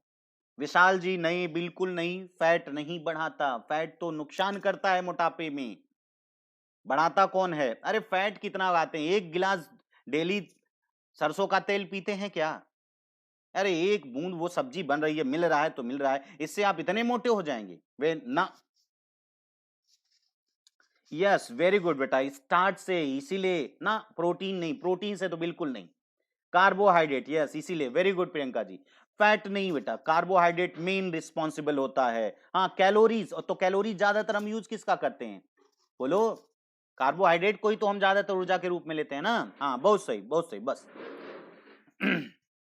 चलिए आगे देखते हैं। मंड को भी हमने बताया कि ये शाखान्वित होते हैं। मैंने आपको दिखाया था, बताया था कि ग्लूकोज ग्लूकोज ऐसे सीधे जुड़ा जाएगा, ऐसे ऐसे, तो ये बन जाता है। अगर हम इसमें इस तरह से अगर करते जाएंगे, करते जाएंगे, करते जाएंगे, करते जाएंगे, और इसमें कहीं कहीं और ग्लूकोज ग्लूकोज मिलता जाएगा, तो हम उसको क्या बोलेंगे कि ये ब्रांच्ड है। और अगर हम बात करें ग्लाइकोजन की, तो इसमें ग्लाइकोजन आप लिख लीजिएगा बेटा कि वो अतिशाखान्वित। ग्लाइकोजन की यहां पर शायद नहीं लिखा है ग्लाइकोजन, तो ग्लाइकोजन क्या होता है? अति शाखान्वित है या बहुशाखान्वित। अति शाखान्वित बहुलक है, जो कि किसमें पाया जाता है? जंतुओं के लीवर में, यकृत में। ये बात आप लोग लिख लीजिएगा। मैं फिर से बोल दे रहा हूं कि ग्लाइकोजन एक बहुशाखान्वित बहुशाखान्वित ग्लूकोज का बहुलक है, जो कि जंतुओं के यकृत में पाया जाता है। क्लियर? बस इतना ही, इससे ज्यादा कुछ नहीं लिखना है। अब बात करते हैं काइटिन। मैंने बात चीज सब कर ली, बस इसको जल्दी से देख लो। यह भी एक बहुशर्करा है, पॉलीसैकेराइड है। आप जानते हैं ग्लूकोज के साथ अमीनो समूह जुड़ा होता है। अभी मैं दिखा भी देता हूं ना कि कैसे कैसे जुड़े होते हैं। हाँ, एनिमल के लीवर में ग्लाइकोजन पाया जाएगा। बहुत सही प्रशांत जी। तो आप ग्लाइकोजन को शायद यहां पर नहीं लिखा, अब लिखते वक्त ये चला गया होगा। मैंने यहां पर यह भी लिख दिया कि फंगस की कोशिका भित्ति और कीटों का वाह कंकाल जो होता है वो किससे बना होता है? वो काइटिन से। जबकि हमारा वाह कंकाल किसका बना होता है? हाँ, जवाब आना चाहिए कि जंतुओं का, सामान्यतः जो हम लोगों का वाह कंकाल है वो किसका बना होता है सामान्यतः? बोलो। प्रशांत जी, प्रियंका जी, आप लोग अच्छा उत्तर दे रहे हैं बेटा, बस ऐसे ही जारी रखो, सफलता आपके हाथ आएगी। बोलो भाई। कार्बोहाइड्रेट का? अंकुश जी, क्या कार्बोहाइड्रेट बोल रहे हैं भाई? वह कंकाल हमारे में किसका बनता है? अभी जस्ट बताया हूं। अगर ये भूल गए तो समझ लेना माफी के काबिल नहीं हो आप। काइटिन का, बहुत सही, प्रशांत जी ने बहुत सही बताया। नहीं, काइटिन नहीं बेटा, केराटिन। हमारा जो वाह कंकाल है वो किसका बना होता है? वाह कंकाल की बात मैं कर रहा हूं, बोन्स मसल्स नहीं। ये तो आपके अंत कंकाल है बेटा। कैल्शियम फास्फोरस नहीं। ये प्रियंका जी, आप, मैं वाह कंकाल यानी बाल की बात कर रहा हूं, नाखून की बात कर रहा हूं। ये किसके बने हैं? Keratin protein. Yes, very good. हाँ, हरेंद्र कुमार जी ने बहुत सही बताया, बहुत बहुत बढ़िया। कीटोन का नहीं बेटा, ठीक है, केराटिन, बहुत सही, बहुत सही, बहुत सही, अब सब सही है, ठीक है। तो यानी ये बात हमने यहां पर देखिए, यहां पर ये नोट भी तो बना दिया है, आप ये थोड़ा सा ध्यान, अगर यहीं पर आप देख लिए होते तो मार गए, बाजी मार गए होते, है ना? ध्यान से देखो, नीचे ही तो लिखा था।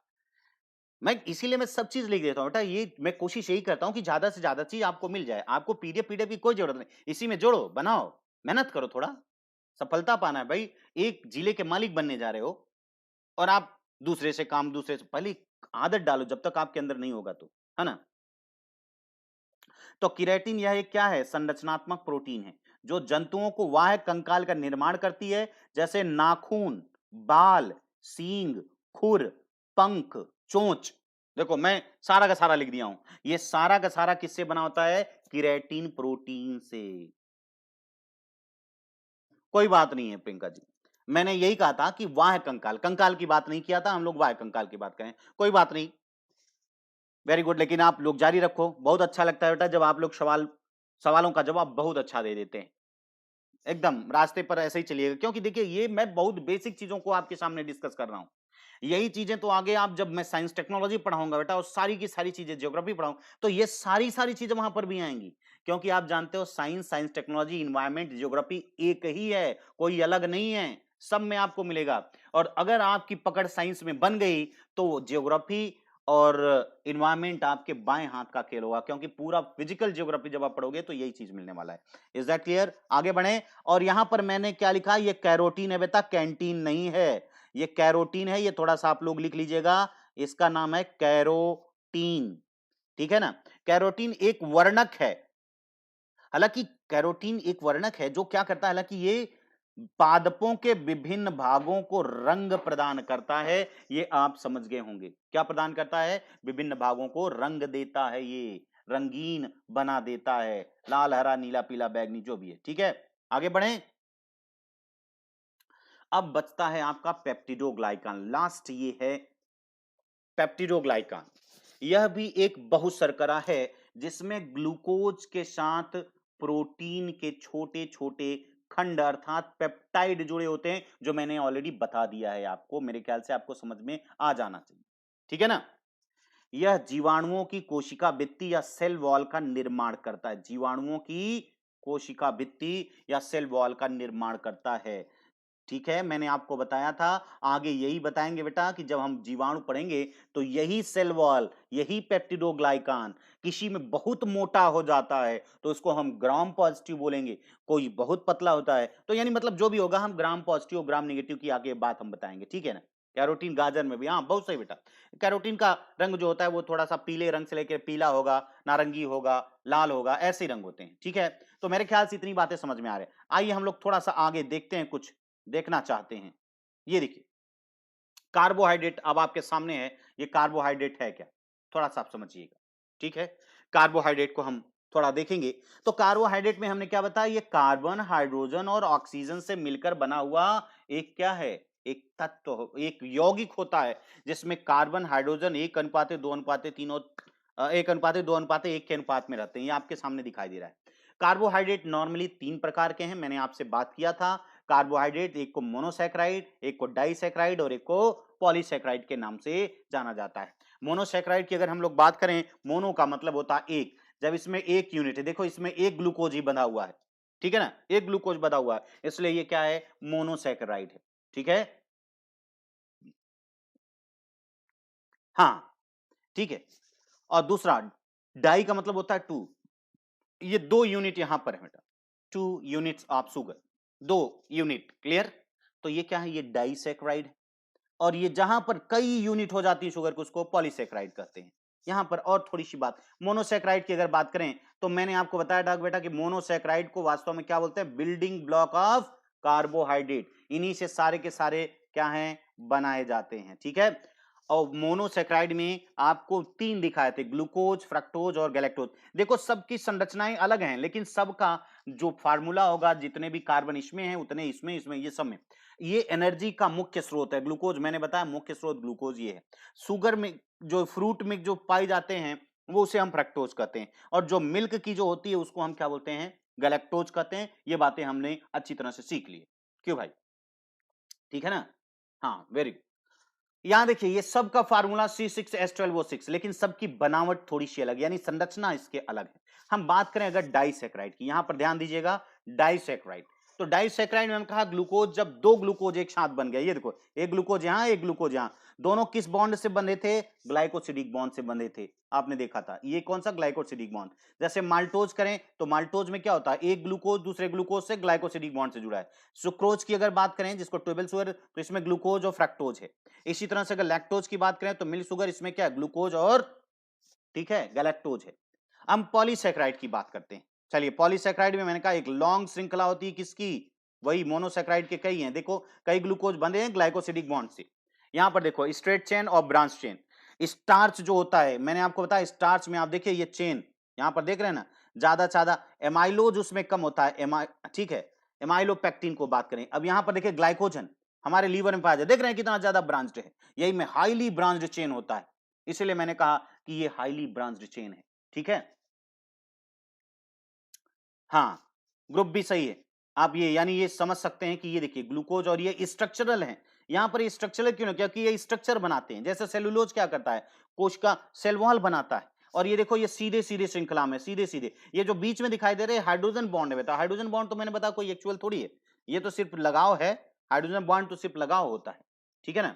इस तरह से मोस्ट ऑर्गेनिज्म अनेबल, इसको सभी नहीं तोड़ सकते, ये ज्यादा टफ होता है। इसीलिए गाय भैंस तो इसको पचा सकती हैं, क्योंकि ग्लूकोज तो यहां भी है, लेकिन हम लोग नहीं पचा सकते। बात करें काइटिन की, तो मैंने क्या बताया था? काइटिन जो है वो exoskeleton of insect and crustacean, crustacean भी इंसेक्ट होते हैं, जो समुद्री होते हैं इंसेक्ट, उनको हम क्रस्टेशियन कहते हैं, है ना?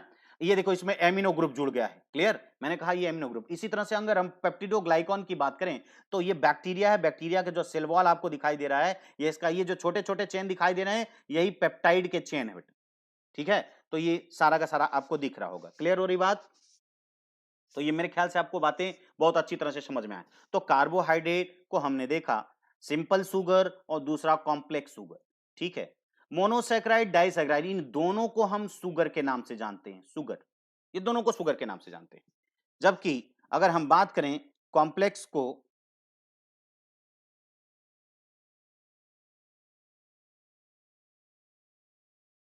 हाँ, अगर हम बात करें कि शुरुआत के जैसे हमने देखा कि ये जो मोनोसैकेराइड था और जो डाइसैकेराइड, इन दोनों को हम बोलते हैं शुगर। क्यों शुगर बोलते हैं? क्योंकि ये मिठास होती, मीठे होते हैं। लेकिन जो पॉलीसैकेराइड होती है उसको हम शुगर नहीं कहते, स्टार्च वगैरह मीठे नहीं आते। हाँ, अगर रोटी आप कुछ टाइम तक चबाते रहिए तो कुछ समय बाद मीठा होने लगता है। क्यों? क्योंकि उसमें डाइसैकेराइड मिलने लगता है, यानी वो टूट जाता है, टूट करके माल्टोज बन जाता है बेटा, इसीलिए वो क्या हो जाता है? मीठा आने लगता है। बात क्लियर हो रही है? यस, यही बात रही है। तो मेरे ख्याल से अब बहुत लंबी क्लास हो जाएगी, इसलिए आज हम यहीं तक करते हैं। बाकी नेक्स्ट जो है, जो बचे होंगे उसको हम लोग नेक्स्ट क्लास में देखते हैं। अगर कहाँ गया? तो हम परेशान हो जाते हैं इससे।